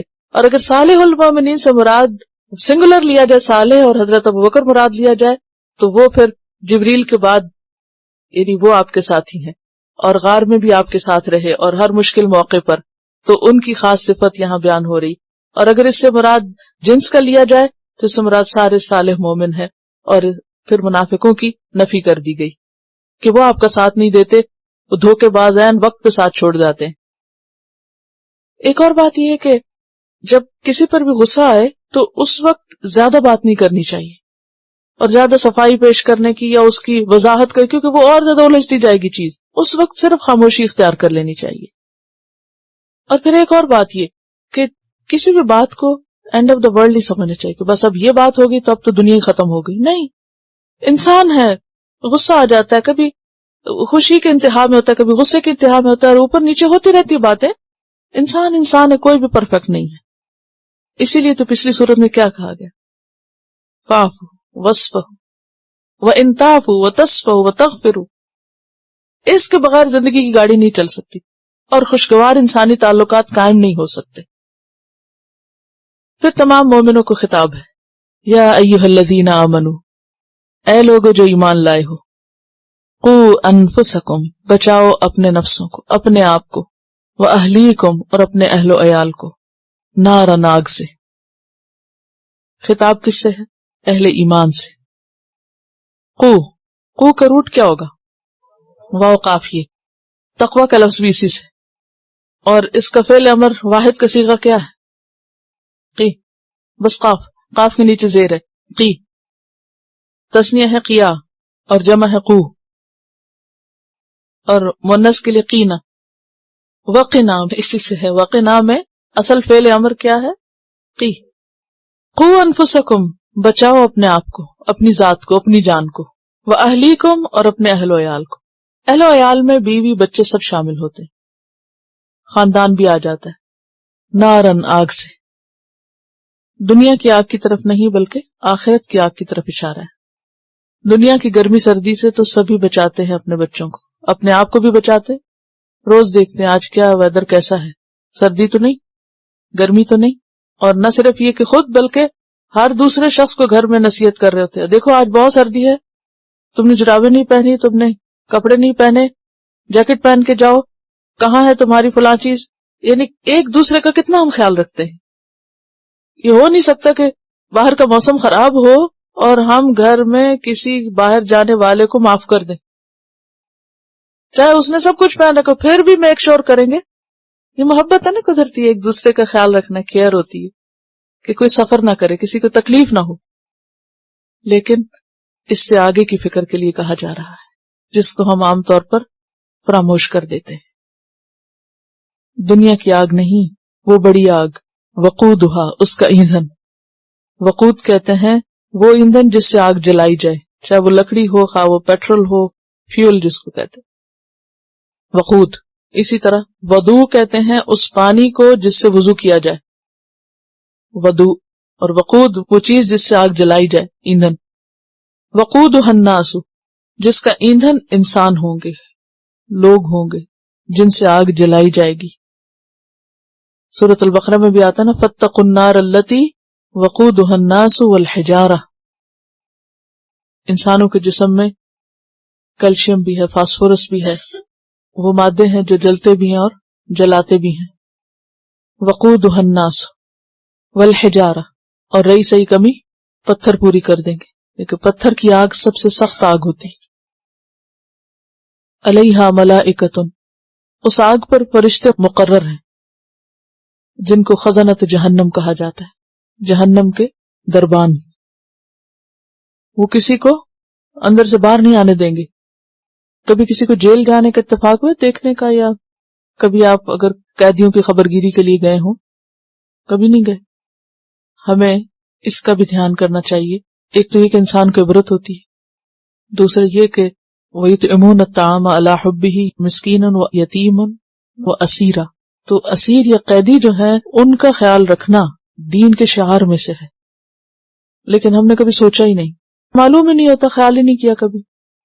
اگر آپ کبھی جائیں تو آپ دیکھیں، کیونکہ میں جا چکی ہوں، ہولناک ترین منظر وہ ہوتا ہے جب بڑے بڑے لوہے کے گیٹ بہت ہی اہتمام کے ساتھ کھولے جاتے ہیں، اور جو مسلط ہوتے ہیں وہاں پر داروغے یا گارڈز، ان کی شکلیں، ان کے لکس، ان کا اسٹائل اور ان کے لباس اور ان کا جو پہنا ہوا ہوتا ہے، انہوں نے اسلحہ وغیرہ، اس میں کوئی رحم والی چیز نہیں ہوتی. چاہے وہ کوئی قیدی اندر جا رہا ہو، یا کوئی وزٹر جا رہا ہو، یا کوئی تعلیم دینے کے لیے جا رہا ہو، کوئی بھی جا رہا ہو، وہ کسی کو بھی اسمائل نہیں پاس کرتے، کیونکہ ان کی ڈیوٹی کی نوعیت ہی اس طرح کی ہے. وہ انوائرنمنٹ ہی ایسا ہوتا ہے کہ جس میں ان کے اندر ایک خاص قسم کی سختی پائی جاتی ہے. تو آپ سوچیں کہ جن فرشتوں کی ڈیوٹی جہنم کے گیٹس پر ہوگی، جو خزنت جہنم ہوں گے، ان کے اندر کس درجے کی سختی ہوگی، کیونکہ اس میں سارے کے سارے مجرم ٹھونسے جا رہے ہوں گے. علیہا ملائکۃ، اور ان کی تعداد کیا ہے؟ علیہا 19 قرآن میں آتا ہے 19 ہے ان کی تعداد. کیسے ہیں وہ؟ غلاظ، غلیظ کی جمع، بہت سخت، یعنی اپنی بلڈ میں بھی، اپنے پوسچر میں، اپنے سٹرکچر میں بھی، اور اپنی عادتوں میں بھی بہت سنگ دل قسم کے، بے رحم، تندخو. غلظہ کہتے ہیں سختی کو، درستگی کو، کہ اس پر جو فرشتے مقرر ہیں وہ بہت ہی سخت قسم کے ہیں. عام طور پر تو ہمیں فرشتوں کا خیال آتے ہی کیا خیال آتا ہے؟ یعنی ایک خوبصورت خیال آتا ہے، ہر ایک اپنا تصور ہے، لیکن بچپن سے ہمیں بتایا جاتا ہے کہ فرشتے نور سے بنتے ہیں، تو ایک ٹھنڈک کی سی فیلنگ ہوتی ہے جب ہم فرشتوں کا نام سنتے ہیں، اور یہ ایک پیار اور ایک اچھی فیلنگ آتی ہے. اور کسی نیک انسان کو یا کسی بھی نیکی کے لیے ہم فرشتے کا لفظ بولتے ہیں، یعنی ایک پازیٹیو فیلنگ ان کے ساتھ ایسوسیٹ کرتے ہیں. لیکن جو جہنم کے فرشتے ہیں بہت ہی سخت قسم کے ہوں گے. منکر نکیر بھی بہت سخت ہے، جو مجرموں کی جان لینے کے لیے فرشتے آئیں گے وہ بھی بہت سخت ہوں گے، لیکن سب سے بڑھ کر جہنم کے فرشتے سخت ہیں. ملائکۃ غلاظ شداد، اور شداد جو یہ شدید کی جمع ہے، اور شدید شد سے ہے، کس چیز کو مضبوط باندھنا، یعنی بہت زور آور، بہت طاقتور، سخت مضبوط. ایک روایت میں آتا ہے کہ ایک ہی دفعہ میں کتنے لوگوں کو جہنم میں پھینک دیں گے، کیونکہ وہ فرشتے گھسیٹ گھسیٹ کے ان کو لے جائیں گے نا. جیسے حضرت جبریل کے بارے میں آتا ہے روایات میں کہ قوم لوط کو انہوں نے بس ایک اپنے پر سے ہلکا سا اٹھایا اور اوپر لے جا کے واپس پٹکا. اتنی زیادہ قوت ہے ان کے اندر. انسانوں کے اندر ویسی قوت نہیں ہے جو فرشتوں کے اندر ہے. ان کی جو رفتار ہے، ان کا آسمانوں پہ آنا اترنا، بڑے بڑے کام کرنا. اور منکر نکیر کے بارے میں آپ پڑھ چکے ہیں نا کہ کس طرح وہ زمین کے اندر سے اس طرح کریدتے ہوئے ایک دم نکل آئیں گے. تو یہاں بھی کیا بتایا جا رہا ہے کہ وہ فرشتے بہت ہی سخت قسم کے، مضبوط قسم کے، شدید قسم کے، بے رحم سنگ دل قسم کے ہیں. لا یعصون اللہ، نہیں نافرمانی کرتے اللہ کی. ما امرہم، جو بھی اس نے حکم دیا ان کو، جو ڈیوٹی ان کو بتا دی گئی ہے، جو جاب ان کو ڈسکرائب کر دی گئی ہے کہ یہ تم کو کرنا ہے، وہ اس کو پورا پورا انجام دیتے ہیں. دنیا میں تو یہ ہوتا ہے نا کہ اگر کسی کو کسی کام پہ اپوائنٹ کیا جائے، مثلاً کوئی جیل کا گارڈ ہے تو اس کو کوئی رشوت دے دے، کوئی اس کو بہلا پسلا لے، تو ہو سکتا ہے کسی قیدی کو چپکے سے چھوڑ دے یا کسی اور کو اندر آنے دے. دنیا میں اس طرح کی چیزیں ہوتی رہتی ہیں. لیکن جہنم کے فرشتے، جہنم کے داروغہ ایسا کوئی کام نہیں کریں گے. وہ اللہ کے حکم سے بالکل آگے پیچھے نہیں ہوں گے. لا یعصون اللہ ما امرہم، اور امرہ ماضی ہے. وَيَفْعَلُونَ، اور وہ کرتے ہیں یا کریں گے، ما یؤمرون، جو بھی حکم دیے جاتے ہیں یا دیے جائیں گے. نہ آج تک انہوں نے ایسا کچھ کیا اور نہ آئندہ کریں گے. وہ اللہ کی نافرمانی کا سوچ ہی نہیں سکتے. سورۃ الانبیاء میں آتا نا، لا یستکبرون عن عبادتہ ولا یستحسرون، اللہ کی عبادت سے تکبر نہیں کرتے اور نہ تھکتے ہیں، دم ہی نہیں لیتے، ہر وقت اللہ کا ذکر کرتے ہیں، جو حکم ملتا ہے بس کر جاتے ہیں. اب یہ اتنی شدت کے ساتھ کس کو وارن کیا جا رہا ہے، ڈرایا جا رہا ہے، خبردار کیا جا رہا ہے؟ ایمان والوں کو. ایمان والوں صرف خود ایمان والے نہ بنو، صرف اپنے ایمان کی فکر نہ کرو، بلکہ اپنے گھر والوں کے ایمان کی بھی فکر کرو. خاص طور پر جب میاں بیوی میں اختلاف ہوتا ہے اور گھر ٹوٹ جاتے ہیں تو اس میں بچے بہت متاثر ہوتے ہیں، اور ماں یا باپ دونوں میں سے کوئی ایک پھر اپنے وہ فرائض پورے نہیں کر سکتا جو انہیں بحیثیت والدین کرنے چاہیے. دیکھیے نا، اگر بچے ماں کے ساتھ چلے گئے تو باپ کے تو ہاتھ سے چانس نکل گیا نا اپنی تربیت کا، یا نہیں؟ باپ کا تو کوئی رول نہیں رہا بچوں کی تربیت میں. اب اگر ماں دین پر نہیں اور اس نے بچوں کو بگاڑ دیا تو کسی حد تک باپ بھی تو ذمہ دار ہوگا نا، تو بچے تو تمہارے تھے. اسی طرح آپ دیکھیں کہ اگر بچے باپ لے جاتے اور باپ اپنی اور ذمہ داریوں میں مشغول ہے، بچوں کی تربیت کا وقت نہیں ہے اس کے پاس، تو ماں کی تو اتنی پوچھ نہیں، کیونکہ اصل ذمہ داری تو باپ کی ہے. ماں نے تو دوسری شادی کر لی، یا تو وہ تو کہیں اور چلی گئی، وہ تو بڑی ذمہ ہو گئی. لیکن باپ ماں کے پاس چھوڑے، اس صورت میں بھی خود لے کر آئے اور نہ تربیت کرے اور نہ کر سکے کہ دوسری بیوی کے پیچھے یعنی شادی کر لیتا تب بھی، اور اگر نہیں کرتا تب بھی پوری طرح وہ حق ادا ہی نہیں کر سکتا. تو بچوں کا معاملہ ایک ایسا معاملہ ہے کہ جس میں جب تک میاں بیوی میں اتفاق نہ ہو، آپس میں ایک دوسرے کی عزت نہ ہو، تربیت کا حق ادا نہیں ہو سکتا. یہ کسی ایک کے کرنے کا کام نہیں ہوتا، دونوں کا حصہ اس میں لازم ہوتا ہے. تو یا ایھا الذین آمنوا قوا انفسکم واہلیکم نارا وقودھا الناس والحجارہ. یہ مت سوچو کہ تم ایمان والے ہو اور تمہارے بچے چونکہ تمہارے بچے ہیں اس لیے وہ صرف تمہارے بچے ہونے کی وجہ سے چھٹ جائیں گے. عام طور پر یہ خیال کیا جاتا ہے نا، چونکہ مسلمان بچے ہیں نا، مسلمانوں کی اولاد ہے، نیک ماں باپ ہے، ماں باپ بڑے پرہیزگار ہیں، تو بچے خود ہی ان کے ساتھ ہو جائیں. نہیں، جب تک بچوں کا بھی دین درست نہیں ہوگا اور جب تک وہ دین پر نہیں ہوں گے تو بات نہیں بنے گی. تو اس کے لیے ماں باپ کا اپنا ذمہ ہے اور اولاد کی اپنی ذمہ داری بھی ہے کہ وہ اپنے لیے خود کچھ کریں. نبی صلی اللہ علیہ وسلم نے اپنی بیٹی حضرت فاطمہ سے کیا کہا تھا؟ اپنے لیے کچھ کر لو، میرا نبی ہونا تمہارے کام نہ آئے گا، میں تمہیں نہیں بچا سکوں گا. آپ نے اپنے سارے خاندان سے کہا تھا سلونی من مالی ما شئتم، میرے مال میں سے جو مانگتے مانگ لو، فإنی لا اغنی عنکم من اللہ شیئا، میں تمہیں اللہ کے مقابلے میں کام نہیں آ سکتا، وہاں نہیں بچاؤں گا. اپنے لیے خود کچھ کرو. تو اولاد کی بھی ذمہ داری ہے کہ اپنے لیے خود کچھ کریں اور اس کے ساتھ ساتھ ماں باپ کی بھی ذمہ داری ہے.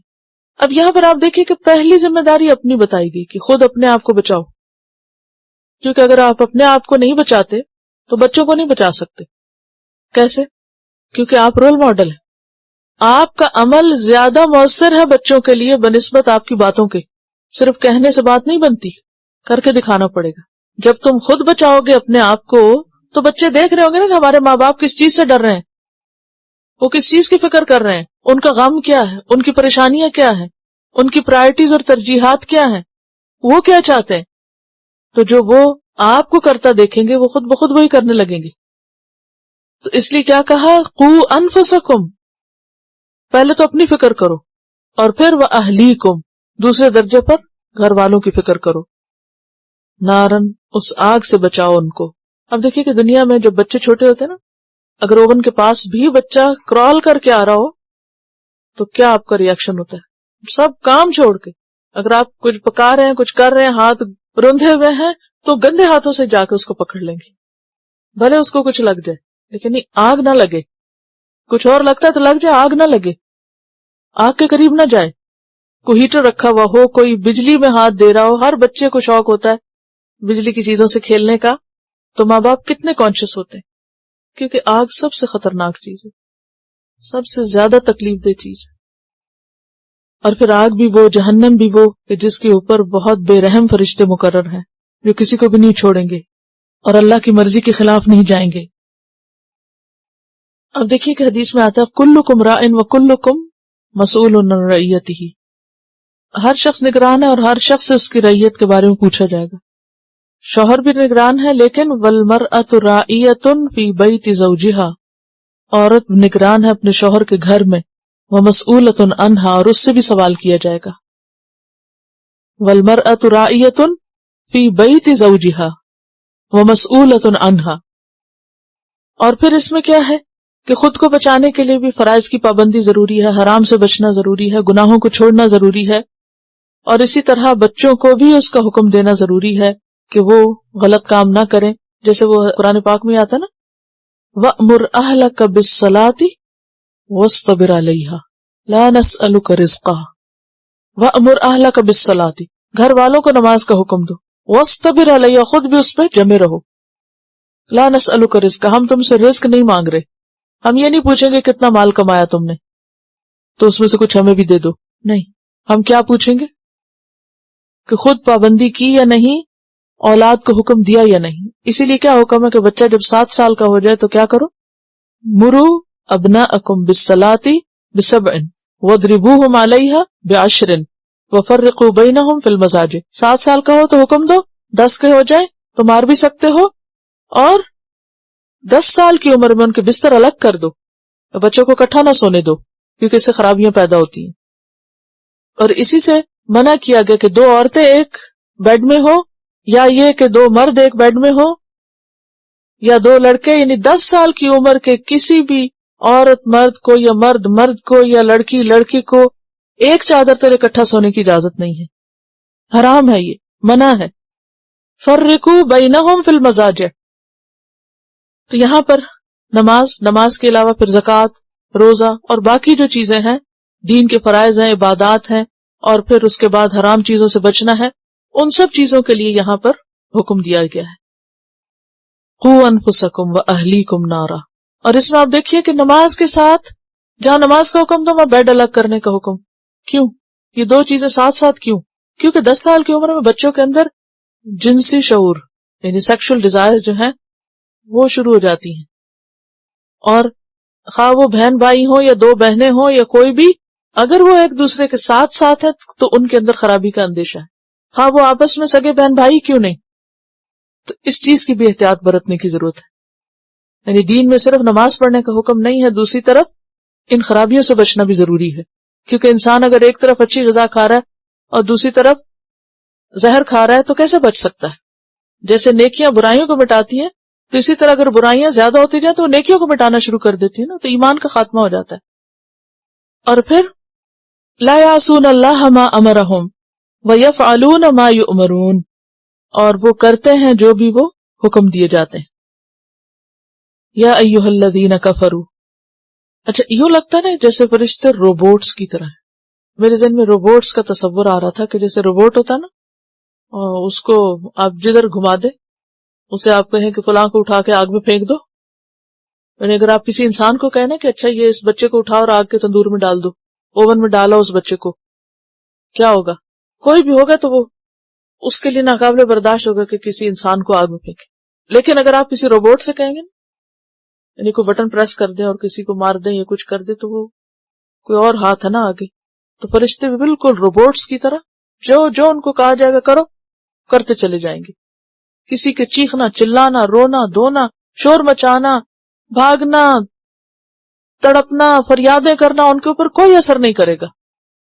پھر فرمایا یا ایھا الذین کفروا، اے وہ لوگ جنہوں نے کفر کیا، لا تعتذروا اليوم، آج معذرتیں نہ پیش کرو، آج عذر پیش نہ کرو، ایکسکیوزز نہ کرو، نو ایکسکیوزز، کوئی عذر بہانہ نہیں چلے گا. یہاں پر صرف اتنا بتایا گیا کہ وہ ایکسکیوزز کریں گے تو انہیں کہا جائے گا کہ ایکسکیوزز نہ کرو، لیکن اس کی تفصیل کیا ایکسکیوزز کریں گے، کیا بہانے کریں گے، کیا بتائیں گے، اس کی وضاحت ہمیں دوسری آیتوں سے ملتی. مثلاً بعض کہیں گے کہ یہ دوسرے لوگ ہیں جنہوں نے ہمیں گمراہ کیا، ہمارا کوئی قصور نہیں، یہ ان کو پکڑے انہوں نے ہمیں گمراہ کیا. اور یہ تکرار آپ نے بارہا پڑھی پیچھے قرآن مجید میں. سورۃ اعراف میں بھی آتا 38 آیت، حتی اذا ادارکوا فیہا جمیعا قالت اخراہم لأولاہم ربنا ہؤلاء اضلونا فآتہم عذابا ضعفا من النار. کہیں گے یا رب یہ ہیں ہمیں گمراہ کرنے والے مجرم، ان کو آپ دگنا عذاب دیں، ہمیں چھوڑ دیں. لیکن نہیں سنی جائے گی. سورۃ انعام میں آتا ہے ثم لم تکن فتنتہم الا ان قالوا واللہ ربنا ما كنا مشرکین. وہ کیا کہیں گے؟ ہم تو مشرک تھے ہی نہیں. انظر کیف کذبوا علی انفسہم. پھر سورۃ انعام 27 میں آتا ہے وَلَوْ تَرَىٰ إِذْ وُقِفُوا عَلَى النَّارِ فَقَالُوا يَا لَيْتَنَا نُرَدُّ وَلَا نُكَذِّبَ بِآيَاتِ رَبِّنَا وَنَكُونَ مِنَ الْمُؤْمِنِينَ. یا اللہ ایک دفعہ واپس بھیج تو اب ہم کبھی بھی تیری آیتوں کو نہیں جھٹلائیں گے اور تیری ساری باتیں مان کے آئیں گے. ہمیں ایک دفعہ معافی دے دیجیے، اب آئندہ نہیں کریں گے. سورۃ روم میں آتا ہے فَيَوْمَئِذٍ لَا يَنفَعُ الَّذِينَ ظَلَمُوا مَعْذِرَتُهُمْ. اس دن ظالموں سے ان کی معذرت ان کو کوئی فائدہ نہ دے گی. وَلَا هُمْ يُسْتَعْتَبُونَ، اور نہ انہیں راضی کرنے کے لیے کہا جائے گا. سورۃ غافر میں آتا ہے یوم لا ينفع الظالمین معذرتهم ولہم اللعنۃ ولہم سوء الدار. کوئی معذرت قبول نہیں ہوگی، ان کے لیے کیا ہے؟ لعنت اور برا گھر. This is the end. یا ایھا الذین کفروا لا تعتذروا اليوم انما تجزون ما کنتم تعملون. تم کو تو وہی جزا دی جا رہی ہے جو تم عمل کرتے رہے. تمہیں یہاں آج تمہارے اعمال کی جزا مل رہی ہے، تمہارے اعمال کا بدلہ دیا جا رہا ہے. یہ آگ تو تم نے خود بھڑکائی، یہ آگ تو تم نے اپنے لیے خود جلائی. تمہیں بتایا گیا تھا قوا انفسکم واہلیکم نارا، خود کو اور بچوں کو آگ سے بچا لو، لیکن تم وہ کام کرتے رہے جس سے یہ آگ بھڑکتی رہی. تو اس سے کیا پتہ چلتا ہے کہ جہنم کی آگ کو گناہ بھڑکاتے ہیں، وہ اعمال بھڑکاتے ہیں جن سے اللہ نے منع کر دیا. اگر ہم ریپیٹڈلی اصرار کے ساتھ اپنے نفس کی خواہشات پوری کرنے کے لیے وہ کرتے چلے جائیں تو دنیا میں تو لذت کی چند گھڑیاں نصیب ہو جائیں گی، لیکن ان کی قیمت بہت بھاری دینی پڑے گی. بہت بھاری قیمت ہے ان کی. کیونکہ اگر ہم صرف اپنے گھر والوں اور بچوں کی خواہشات کی پیروی کرتے رہیں، اور جیسے تبتغی مردات ازواج کا کہ صرف شوہر یا بیوی کو راضی اور خوش کرنے کا ایک دوسرے کو سوچتے رہیں، یا بچوں کو خوش کرنے، کیونکہ ہم اکثر صرف کیا چاہتے ہیں؟ بچے خوش رہیں. یعنی بحیثیت ماں آپ دیکھیں تو شوہر کی خوشی کی تو عام طور پہ عورتوں کو اتنی پرواہ نہیں ہوتی، لیکن بچوں کی خوشی ان کو بہت عزیز ہوتی. اور بچے ناراض نہ ہوں، بچوں کا دل نہ دکھے، بچے روئیں نہیں، بچے یہ نہ کرے. اب ان کو ہر جائز ناجائز صحیح غلط ہر چیز ہم ان کے لیے میسر کر دیتے. اچھا تم خوش رہو، اچھا چھوڑو، جانے دو، کر لو. یہ کیسی محبت ہے؟ یہ محبت تو انہی کے لیے نقصان دہ. سچی محبت تو کیا ہے کہ انسان ان کی دنیا نہیں آخرت کی فکر کرے، کیونکہ دنیا کی تو خود بخود ہو جائے گی، اللہ نے دلوں میں ڈالا ہی ایسے. لیکن اگر کوئی اپنے گھر والوں کی آخرت کی فکر نہیں کر رہا تو وہ ان سے حقیقی محبت نہیں کرتا.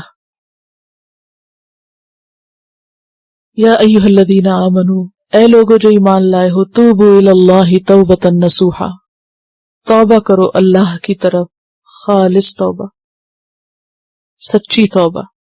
نصوح کا لفظ جو ہے یہ نصحن سے ہے.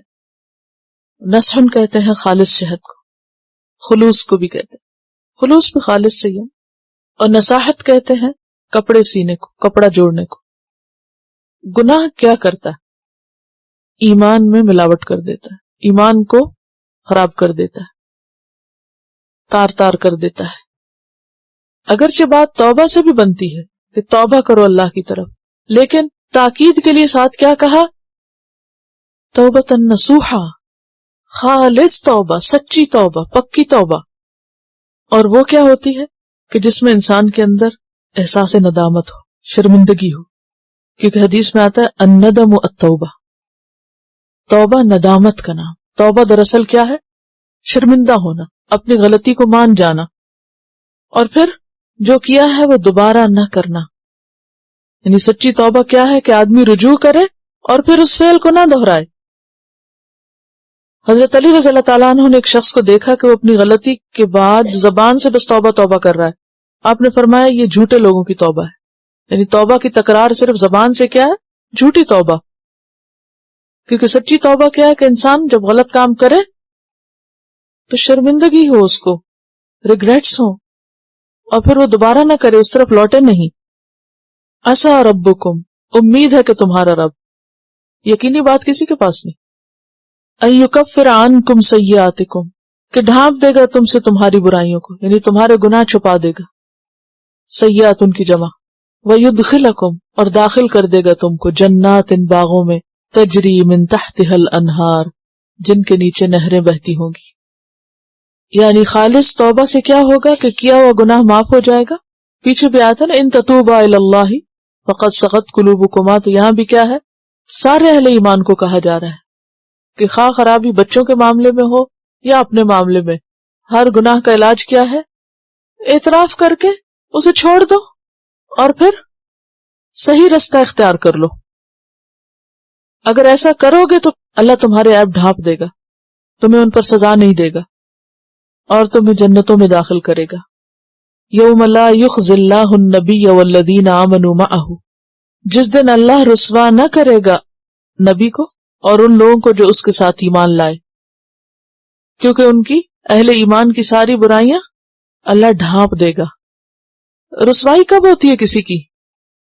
بے عزتی کب ہوتی ہے؟ جب اس کا کوئی عیب کھل جائے. کسی انسان کا جب کوئی بھی عیب کھلے، کوئی بھی اس کی چھپی ہوئی ایسی برائی دوسروں کے سامنے آ جائے تو وہ اس کو اپنے لیے کیا فیل کرتا ہے؟ بے عزتی، شرمندگی. لیکن انسان اس سے پہلے کہ دوسروں کے سامنے سب کچھ کھلے، غلطی کرنے والا اگر خود ہی مان جائے اور شرمندہ ہو جائے اور اللہ سے معافی مانگ لے تو اللہ تعالیٰ کیا کرتے ہیں؟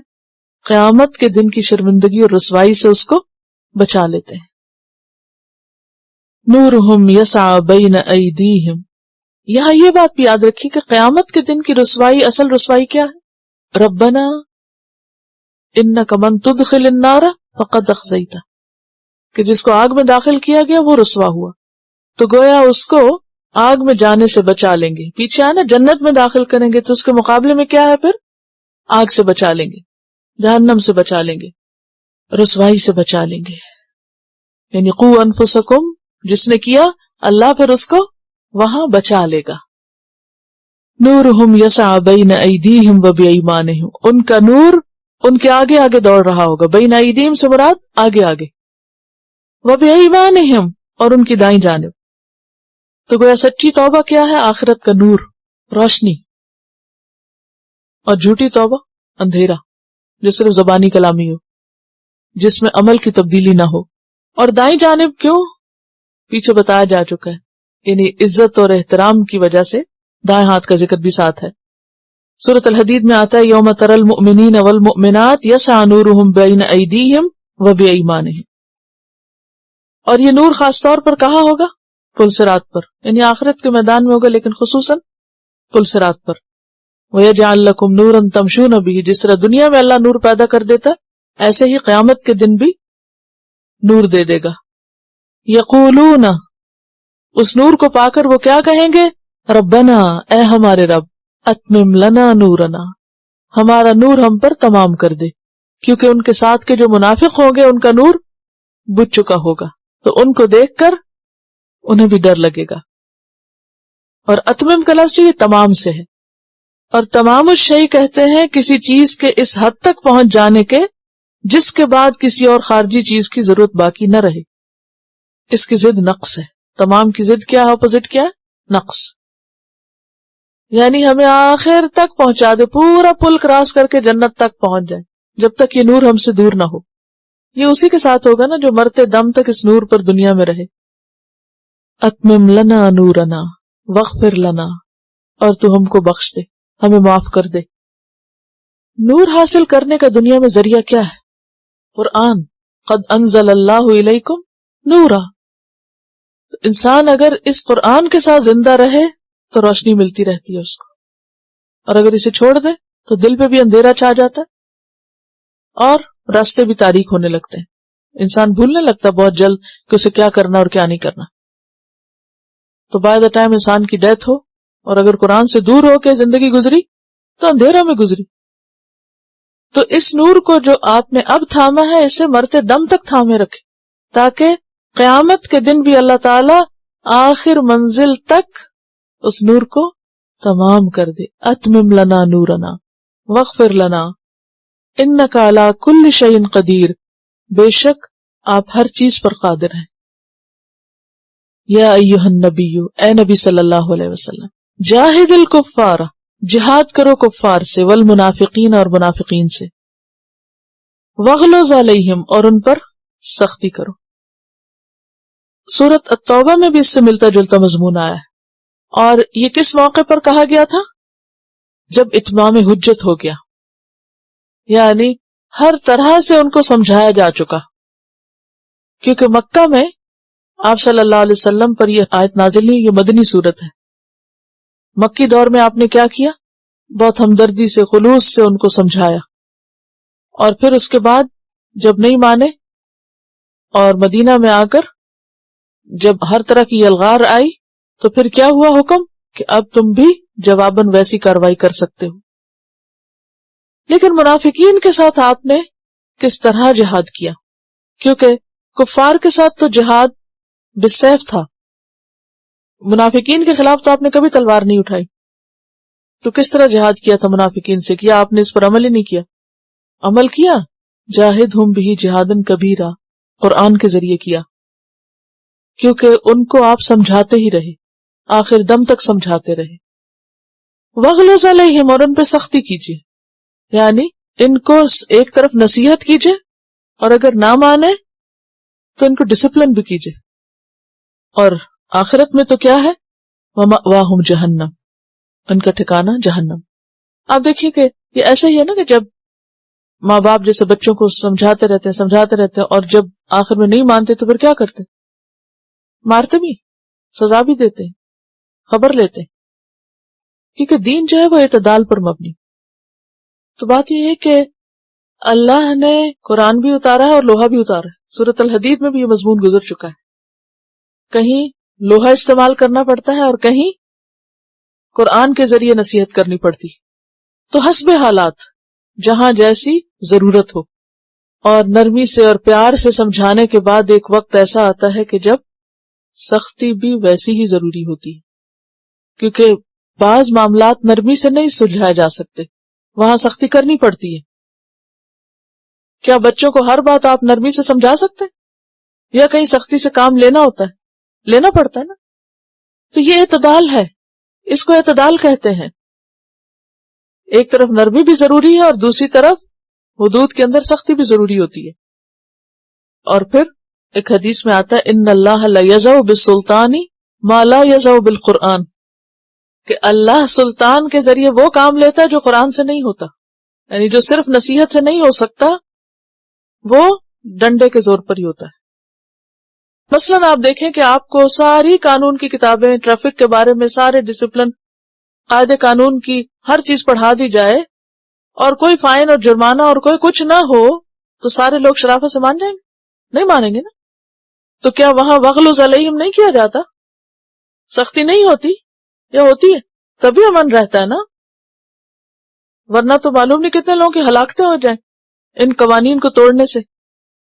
لیکن جب قرآن کہتا ہے وغلظ علیہم، تو پھر آؤٹ آف کانٹیکسٹ ایسی آیتیں نکال کے دکھائی جاتی، دیکھو قرآن میں لکھا ہے ان کے اوپر سختی کرو۔ بھی کس پہ کرو؟ ہر ایک پہ تھوڑی کرو۔ تو ایک خاص موقع، مقام اور موقع محل کی مناسبت سے یہ حکم بھی ہے، کیونکہ یہ دین اعتدال ہے۔ تو ایسی آیتوں پہ ڈرنا اور گھبرانا اور شرمانا نہیں چاہیے۔ ایک تو یہ کہ اللہ کے علم کے مطابق یہ قرآن اترا ہے، دوسرا یہ کہ ہر چیز اپنی جگہ پر درست ہوتی ہے، بے موقع بے محل وہ خوبصورت نہیں رہتی، لیکن اپنی جگہ پر وہی ضروری ہوتی ہے، اس کے بغیر کوئی دوسری چیز وہاں کام نہیں کرتی۔ وَمَأْوَاهُمْ جَهَنَّمُ، اور اس کے باوجود کچھ لوگ دنیا میں نہیں سمجھتے، تو پھر آخرت کی سزا تو ہے ہی، اور ان کا ٹھکانہ جہنم ہے، وَبِئْسَ الْمَصِيرُ، اور وہ بدترین ٹھکانہ ہے۔ عام طور پر ہمارے مسلمانوں کا خیال کیا ہے کہ چونکہ ہم تو کلمہ گو ہیں اس لیے جنت میں جائیں گے ہی، ہمیں فکر کی تو ضرورت ہی نہیں ہے۔ لیکن یہاں کلمہ گو مسلمانوں سے ہی کہا جا رہا ہے، یا ایھا الذین آمنوا قوا انفسکم واہلیکم نارا، کہ خالی کلمہ پڑھ لینے سے بات نہیں بنے گی جب تک کلمے کے تقاضے پورے نہیں کرو گے۔ وہ صرف کوئی زبانی چند منتر بولنا نہیں ہے، وہ تم سے عمل کا مطالبہ کرتا ہے۔ اس وقت جو کہ ہمارے پاس وقت لمیٹڈ ہے، تو آپ اس پر جو کیسٹ ہے آگ سے بچاؤ خود کو بھی اور اپنے گھر والوں کو، وہ انہی آیات کے اوپر ہے، اس کو آپ مزید سن لیجئے، اس میں ڈیٹیلز ہیں کہ بچوں کی تربیت کے لیے اور کیا کیا کریں۔ ضرب اللہ مثلا للذین کفروا امرأة نوح وامرأة لوط، ضرب اللہ مثلا، اللہ ایک مثال بیان کرتا ہے، للذین کفروا، ان لوگوں کے لیے جنہوں نے کفر کیا۔ کس کی مثال؟ امرأة نوح، نوح کی بیوی کی، وامرأة لوط، اور لوط علیہ السلام کی بیوی کی۔ کانتا، یہ دونوں تھیں، تحت عبدین، نیچے ہمارے دو بندوں کے، یعنی زوجیت میں، من عبادنا، ہمارے بندوں میں سے، صالحین، نیک، ہمارے دو نیک بندوں کی بیویاں تھیں، یعنی پیغمبروں کی بیویاں تھیں۔ فخانتاہما، تو ان دونوں نے خیانت کی ان سے، خیانت کار تھیں، اور خیانت کس کی صفت ہے؟ منافق کی۔ اور یہ خیانت زوجیت نہیں تھی، یہ خیانت دینی تھی۔ خیانت زوجیت کیا ہوتی ہے؟ کہ کوئی بیوی اپنے شوہر کے علاوہ یا اپنے شوہر سے بڑھ کر کسی اور مرد کو چاہے یا اس سے چھپ کے تعلقات قائم کرے، یہ خیانت زوجیت ہوتی، کہ ایک عورت کی نگاہیں اپنے شوہر سے آگے کسی اور مرد کی طرف اٹھیں، وہ بیوی تو کسی کی ہو اور دل میں اس کے کوئی اور مرد بسا ہوا ہو، یہ خیانت زوجیت ہوتی ہے۔ تو یہ دونوں بیویاں خیانت زوجیت نہیں کر رہی تھی، خیانت دینی کر رہی تھی۔ اور دینی خیانت کیا ہے؟ وہی جیسے راز افشا کرنا، وعدے کی پابندی نہ کرنا، جھوٹ بولنا، بظاہر مسلمان تھی، کسی نبی کی بیوی جو ہوتی ہیں وہ بظاہر کافر نہیں ہوتی، مسلمان عورتیں تھیں دیکھنے میں، لیکن عمل وہ نہیں تھے جو کسی مسلمان عورت کے ہونے چاہیے. مسلمات، مؤمنات، قانتات، تائبات، یہ خصوصیات ان کے اندر نہیں تھی. وہ اپنے شوہروں سے خیانت کر رہی تھی. اب آپ دیکھیے کہ چونکہ ان کے شوہر ایک بہت اہم منصب پر تھے، وہ پیغمبر تھے، عام شوہر کی خیانت بھی بری ہے. ایک مومن مسلم عورت کی پہچان قرآن میں کیا بتائی گئی؟ مسلمان عورت کون ہوتی ہے؟ فالصالحات قانتات حافظات للغیب بما حفظ اللہ. وہ اپنے شوہر کے رازوں کی حفاظت کرنے والی، اپنی عزت و عصمت کی حفاظت کرنے والی، اپنے نگاہوں کی حفاظت کرنے والی ہوتی ہیں. اور اگر شوہر پیغمبر ہو تو اور بھی زیادہ. لیکن عام عورتوں میں بھی دیکھا گیا کہ شوہروں کے راز کھول دینا یا ان کی برائیاں اس طرح بیان کرنا یا ان سے جھوٹ بولنا، کیا کچھ اور جا کے شوہر کو کچھ اور بتایا. یعنی عام طور پر یہ خرابی پائی جاتی ہے، اور مسلمان عورتوں کے اندر یہ پائی جاتی ہے بعض اوقات کہ وہ شوہروں سے غلط بیانی کرتی. یہ بھی سخت ناپسندیدہ چیز ہے، کیونکہ شوہر اور بیوی کا باہم تعلق اعتماد کا تعلق ہوتا ہے. یہ رشتہ اعتماد کا رشتہ ہوتا ہے، اور اگر شوہر سے بیوی جھوٹ بولتی ہے تو کیا ہوتا ہے؟ اگر پتہ چل جائے تو اعتماد ختم ہو جاتا ہے، اور جب اعتماد ختم ہو جاتا ہے تو پھر دراڑ آ جاتی ہے تعلقات میں، اور وہ دراڑ بڑی ہو جائے تو گھر ٹوٹ جاتے ہیں. تو یہ خیانت بہت بری چیز ہے. فخانتاہما، وہ دونوں کیا تھے؟ نیک بندے تھے، اللہ کے پیغمبر تھے، اور بیویاں منافق تھیں. نتیجہ کیا ہوا؟ فلم یغنیا عنہما من اللہ شیئا، پس وہ دونوں نہ کام آئے ان دونوں کو اللہ کے مقابلے میں کچھ بھی. وہ اللہ سے نہ چھڑا سکے، اللہ کے عذاب سے نہیں بچا سکے. اور جب ان پہ عذاب آیا، نوح علیہ السلام کی قوم ڈوبی تو ان کی بیوی بھی ڈوب گئی. لوط علیہ السلام کی قوم پہ پتھروں کی بارش ہوئی تو بیوی بھی ساتھ ہی تھی، ان کی بیوی پہ بھی ہوئی. جو عذاب باقی قوم کو ہوا وہ ان کو بھی ہوا، کیونکہ ان کی ہمدردیاں اپنے شوہروں سے زیادہ اپنی قوم کے ساتھ تھی. وقیلا، اور کہہ دیا گیا، ادخلا، دونوں داخل ہو جاؤ. کہاں؟ النار، آگ میں. تم دونوں آگ میں چلی جاؤ. مع الداخلین، داخل ہونے والوں کے ساتھ. کون؟ یعنی قوم نوح اور قوم لوط کے ساتھ تم بھی آگ میں چلی جاؤ.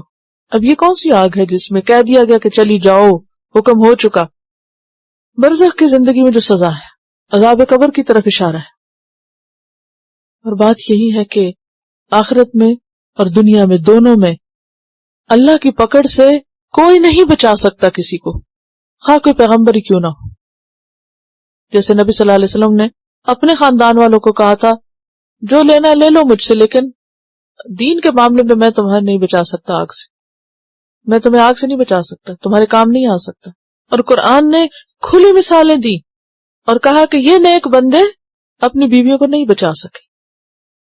تو کسی بھی شخص کے لیے اب یہ دیکھیں پیچھے سے بھی کتنے ریلیٹ ہے، یا ایھا الذین آمنوا قوا انفسکم واہلیکم نارا. اور ایمان والوں کی کوشش کے باوجود بھی اگر بیوی بچے بات نہ مانے، نہ سنے، تو ایمان والے تو بچا لیے جائیں گے، لیکن بیوی بچوں کی پکڑ لازم ہے. اور قیامت کے دن کوئی کسی کے کام نہ آئے گا. یوم لا ینفع مال ولا بنون الا من اتی اللہ بقلب سلیم.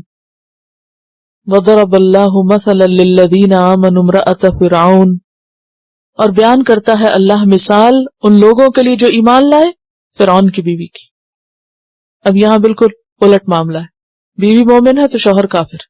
اذ قالت، جب وہ کہنے لگی، رب ابن لی، اے میرے رب بنا دے میرے لیے، بنا سے ہے تعمیر کرنا، عندک اپنے پاس، یعنی مقربین میں سے مجھے کر دے، اور بالکل اپنے عرش کے قریب جنت الفردوس میں جگہ دے مجھے، فی الجنت، جنت میں.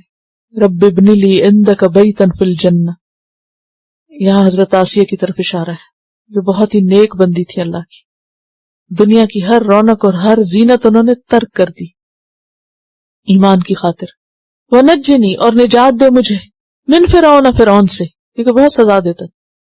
کہتے ہیں کہ اس نے ہاتھ اور پاؤں چاروں کے اوپر کیل ٹھکوا دی تھی، اور اس کے باوجود ایمان کی ایسی حرارت تھی ان کے دل میں، اس تکلیف کے باوجود بھی وہ مسکرا دی. اس پر اس کو اور غصہ آیا اور ظلم ڈھایا، تو وہ کیا کہتی تھی؟ اللہ سے دعائیں کرتی تھی. کہتے ہیں کہ موسیٰ علیہ السلام کی طرفدار تھی، ان کے معجزات دیکھ کر ایمان لے آئی تھی. تو فرعون اس بات کو برداشت نہیں کر سکا تھا کہ میری بیوی ہوتے ہوئے وہ موسیٰ پر ایمان لے آئے. تو یا اللہ مجھے فرعون سے بچا لے اور اس کے عمل سے. عمل کون سا؟ یہی ظلم و ستم والا جو ان کو فزیکلی ٹارچر کرتا تھا. وَنَجِّنِي مِنَ الْقَوْمِ الظَّالِمِينَ، اور اس ساری ظالم قوم سے نجات دے، کیونکہ قوم ساری کس کے ساتھ تھی؟ فرعون کے ساتھ تھی، ان کے ساتھ نہیں تھی.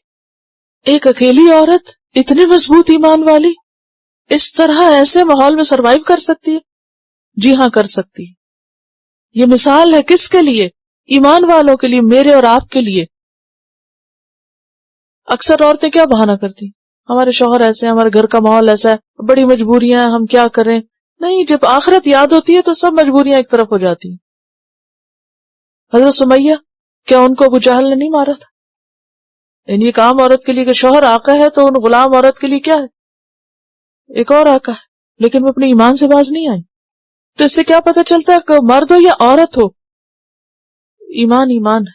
یا ایھا الذین آمنوا قوا انفسکم، اپنے آپ کو خود بچانا ہے، اپنے دین کو کسی اور کے حوالے نہیں کرنا کہ وہ اچھا ہے تو میں بھی ساتھ ہی نکل جاؤں گی، اور وہ مجھے کرنے نہیں دیتا تو پھر میرا کیا قصور.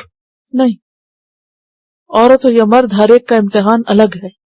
وَنَجِّنِي مِن فِرْعَوْنَ وَعَمَلِهِ وَنَجِّنِي مِنَ الْقَوْمِ الظَّالِمِينَ وَمَرْيَمَ ابْنَتَ عِمْرَانَ، اور ایمان والوں کے لیے مثال ہے مریم بنت عمران، التی احسنت فرجہا، وہ جس نے اپنی شرمگاہ کی حفاظت کی.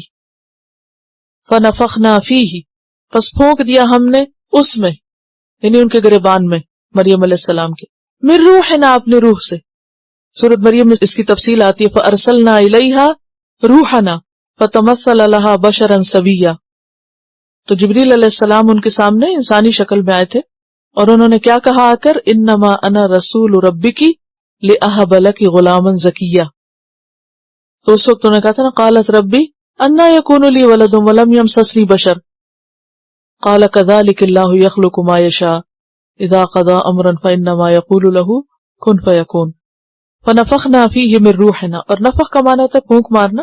وصدقت بکلمات ربہا، اور اس نے تصدیق کی اپنے رب کے کلمات کی. کلمات سے مراد رب کی باتیں جو بذریعہ جبریل ان تک پہنچی، یا اس سے پہلے انبیاء پر جو وحی نازل ہوئی، یا صحیفے تھے. وکتبہ، اور اس کی کتابوں کی. کس کی کتابیں؟ اللہ کی طرف سے آئی ہوئی کتابیں. وکانت من القانتین، اور تھیں وہ فرما برداروں میں سے، قانتین میں سے تھیں. پچھلی آیت میں عورت کی صفت حافظات، اس آیت میں قانتات کا پتہ چلتا ہے.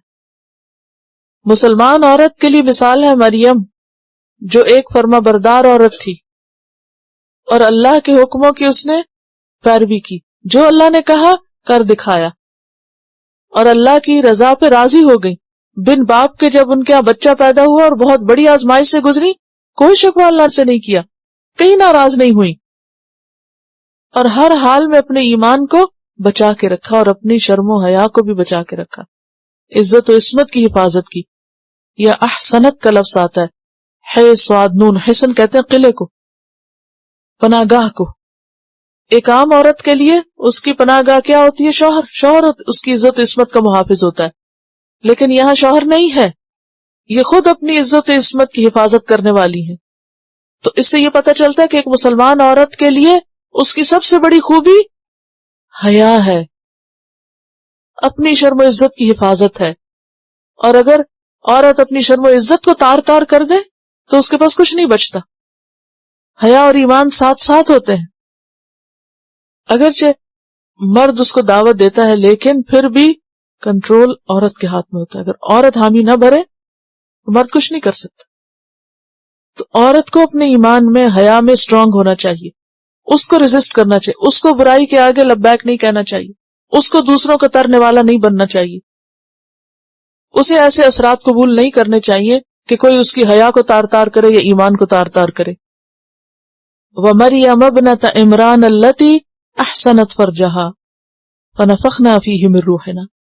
اور یہ ان کو سعادت ملی تھی کس چیز کے، کس نیکی اور کس بھلائی کے نتیجے میں، کہ انہوں نے اپنا آپ بچا کے رکھا تھا. تو اس سے کیا پتہ چلتا ہے کہ ایک عورت اگر اپنی حیا کی حفاظت کرتی ہے تو اللہ اس کا صلہ اس کو دنیا میں بھی دیتا ہے، دنیا میں بھی اس کو خیر و بھلائی نصیب ہوتی ہے، دنیا میں بھی عزت نصیب ہوتی ہے، اچھا ٹھکانہ نصیب ہوتا ہے.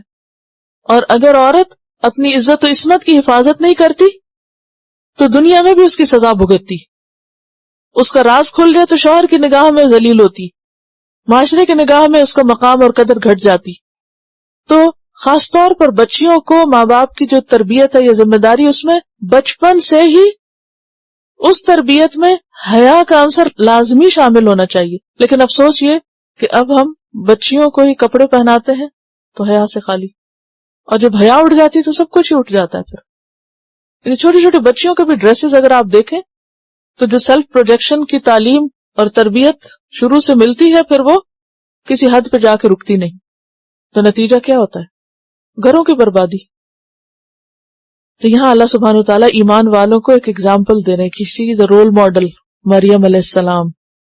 اور اس رول ماڈل میں نمبر 1 کیا ہے؟ حیا، اور نمبر 2 علم کے ساتھ رغبت. کلمات رب و کتب ہی، کتب، تعلیم، علم. ہمارے یہاں کیا ہے کہ عورت بس صرف پہننے اوڑھنے کے لیے اور اپنی زیب و زینت کی نمائش کے لیے اس کے لیے بھرپور تیار کر دیتے ہیں اس کو، اور اس کے بعد پڑھنا لکھنا یہ عورت کا کام تھوڑی ہے. اور اس کا نتیجہ کیا ہوتا ہے؟ اگر اس کے اندر ایک خرابی یہ ہو کہ وہ ظاہر زینت پر ہی اس کے سارے شوق پورے ہوں اور دوسری طرف پڑھنے لکھنے سے اسے کوئی دلچسپی نہ ہو، نتیجہ کیا ہوگا؟ ایسی مائیں پھر آئندہ کریں گی کیا جب ان 2 جوہروں سے خالی ہوں گی؟ یہ 2 زیور ہیں عورت کے، ایک حیا اور دوسرے علم. اور پھر صرف دنیاوی علم نہیں ہے یہاں، کلمات ربہا کا علم اور کتب ہی کا، کیونکہ تصدیق کب ہو سکتی ہے؟ جب علم ہوگا. اگر علم نہیں تو تصدیق کاہے کی؟ آپ یہ کہہ سکتے ہیں کہ اس کتاب میں سب کچھ سچ لکھا ہے اگر آپ نے اس کو پڑھا ہی نہ ہو. تو حضرت مریم نے جب کتاب کی تصدیق کی تو اس کا مطلب تھا کہ جانتی تھی، وہ ویسے بھی زندگی ہیکل میں گزری تھی اور بہت کچھ جانتی تھی، صاحب علم تھی. اسی لیے ہم دیکھتے ہیں نبی صلی اللہ علیہ وسلم نے فرمایا مردوں میں کامل بہت ہوئے مگر عورتوں میں کامل صرف فرعون کی بیوی آسیہ اور مریم بنت عمران اور خدیجہ بنت خوالد ہیں. اور عائشہ کی فضیلت عورتوں پر ایسے ہے جیسے سرید کو عام کھانوں پہ فضیلت حاصل ہے. یہ صحیح بخاری اور مسلم کی روایت ہے. اور ان ساری خواتین کا اسوہ حسنہ آپ دیکھیں، یہ ایسی خواتین ہیں کہ جو اپنے خاص کردار کی وجہ سے اور کردار میں دین کے ساتھ ان کا جو تعلق ہے اس وجہ سے وہ ممتاز ہیں. اس پورے سپارے کا اور پھر ہر سورت کا اور اس سورت کا بھی مرکزی مضمون کیا ہے؟ دین سے تعلق، دین کی مدد، دین کی خدمت، دین کی حمایت. اور اس میں خاص طور پر عورت کا کردار جو بالکل اینڈ پر آیا ہے کہ کس طرح ایک عورت بھی دین کے اوپر عمل کرنے میں، دین کا دفاع کرنے میں، دین کی خدمت کرنے میں اپنا رول پلے کر سکتی، کیونکہ کوئی بھی معاشرہ عورت کے رول کے بغیر ادھورا ہے. عورت کو اگر آپ ایک بالکل بے عقل، ناسمجھ، بیکار پرزہ کر کے چھوڑ دیں گے تو کیا ہوگا؟ معاشرے کی صحیح تربیت نہیں ہوگی، ترقی نہیں ہوگی. عورت کو اپنا ٹیلنٹ استعمال کرنا ہے، اپنے ایمان کا مظاہرہ کرنا ہے، اسے ایک ایکٹیو رول پلے کرنا ہے معاشرے کے اندر، بیکار رول نہیں. ٹھیک ہے، اس کا پرائمری جو ایک رول ہے وہ بھی یہاں بتایا گیا، کیونکہ حضرت مریم نے اپنا پرائمری رول بھی پلے کیا، ماں بھی بنی. لیکن ماں بننے کا مطلب یہ نہیں کہ انسان اپنی آنکھیں کان ہر چیز بند کر دے اور صرف بچوں میں اتنا کھو جائے کہ وہ خود سے جاہل بن جائے. اگرچہ وہ ایک چیلنجنگ وقت ہوتا ہے لیکن یہ دونوں چیزیں ساتھ ساتھ چلنی چاہیے، اور یہ اسی وقت ہو سکتا ہے جب انسان قربانی والا دین اختیار کرے. ہم دنیا کو اپنی منزل سمجھ لیتے ہیں، دنیا کو جنت بنانے کے شوق میں لگ جاتے ہیں اور ہر عیش و عشرت دنیا میں مہیا کرنے لگتے ہیں. لہٰذا ایک طرف شوہر کی ہر جائز ناجائز بات پہ سر تسلیم خم، اور دوسری طرف اپنا دین کے پڑھنے پڑھانے کو خیر بات، اور تیسری طرف دنیا کے لیے ایک زیب و زینت اور ایک نمائش کا ذریعہ. یہ سارا طرز زندگی غیر اسلامی طرز زندگی. ایک مسلمان عورت کے لیے رول ماڈل کون ہے؟ یہ خواتین ہیں. ایک اور حدیث میں آتا ہے مسند احمد کی کہ جنتی عورتوں میں سب سے افضل حضرت خدیجہ، حضرت فاطمہ، حضرت مریم اور فرعون کی بیوی آسیہ ہیں. یعنی مختلف احادیث میں انہی خواتین کی، یعنی جس میں حضرت فاطمہ، حضرت خدیجہ، حضرت عائشہ، ان سب کا ذکر ہے. اب ضرورت اس بات کی ہے کہ ہم اپنے طرز عمل پر اور اپنے رویے پر غور کریں. عورت اگر صحیح معنوں میں دین پر عمل کرتی ہو تو وہ گھر کی زندگی کو، کیونکہ انسان گھروں میں جنم لیتے ہیں نا، انسان عورت کے مدرسے سے تعلیم پاتے. ہر عورت ایک معلم ہے، ہر عورت ایک مبلغ ہے، ہر عورت ایک رول ماڈل ہے. ہر مسلمان عورت ایک ٹیچر بھی ہے. وہ باہر کہیں جا کے پڑھائے یا نہ پڑھائے، سب سے پہلے اپنے بچوں کے لیے معلم ہے، ان کے لیے ایک عملی نمونہ ہے چلتا پھرتا، پھر اپنے خاندان والوں کے لیے ایک نمونہ، اور پھر اس کے بعد جتنا جتنا جس میں وسعت اور استطاعت ہو. جیسے حضرت عائشہ رضی اللہ تعالیٰ عنہ کا جو رول ہے وہ بہت ایک وسیع پیمانے پر ہے. حضرت فاطمہ کا ان کی نسبت محدود ہے کیونکہ ان کو بہت چھوٹی عمر میں فوت ہو گئی تھی. اور اسی طرح جس طرح ایمان کی حفاظت حضرت آسیہ نے کی اور حضرت مریم نے کی، اور جس طرح وہ اپنے اپنے امتحانوں میں کامیاب رہی، کیونکہ دین کی وجہ سے صرف مردوں ہی کو آزمایا نہیں گیا، دین میں عورتوں کی بھی آزمائش ہوئی. حضرت مریم کا امتحان مختلف تھا اور حضرت آسیہ کا مختلف تھا، لیکن ان پہ بھی آزمائشیں گزری مگر وہ مضبوط رہی. اور یہی کردار عورت کو ہر دور میں ادا کرنا ہوتا ہے اور اس کے بغیر گزارا نہیں. ہم سمجھتے ہیں کہ ہم بس صرف آرام کرنے کے لیے اور ہم پر کوئی بڑی ذمہ داری نہیں اور بس ٹھیک ہے جو بھی ہو گیا. جنت مل ہی جائے گی نا، جنت ماں کے قدموں تلے ہے تو ماں کو کیوں نہیں ملے گی. تو جنت کی قیمت ہے اور اس کو ادا کرنے کے لیے اپنے فرائض کو ادا کرنا ضروری ہے. وآخر دعوانا ان الحمد للہ رب العالمین. تلاوت.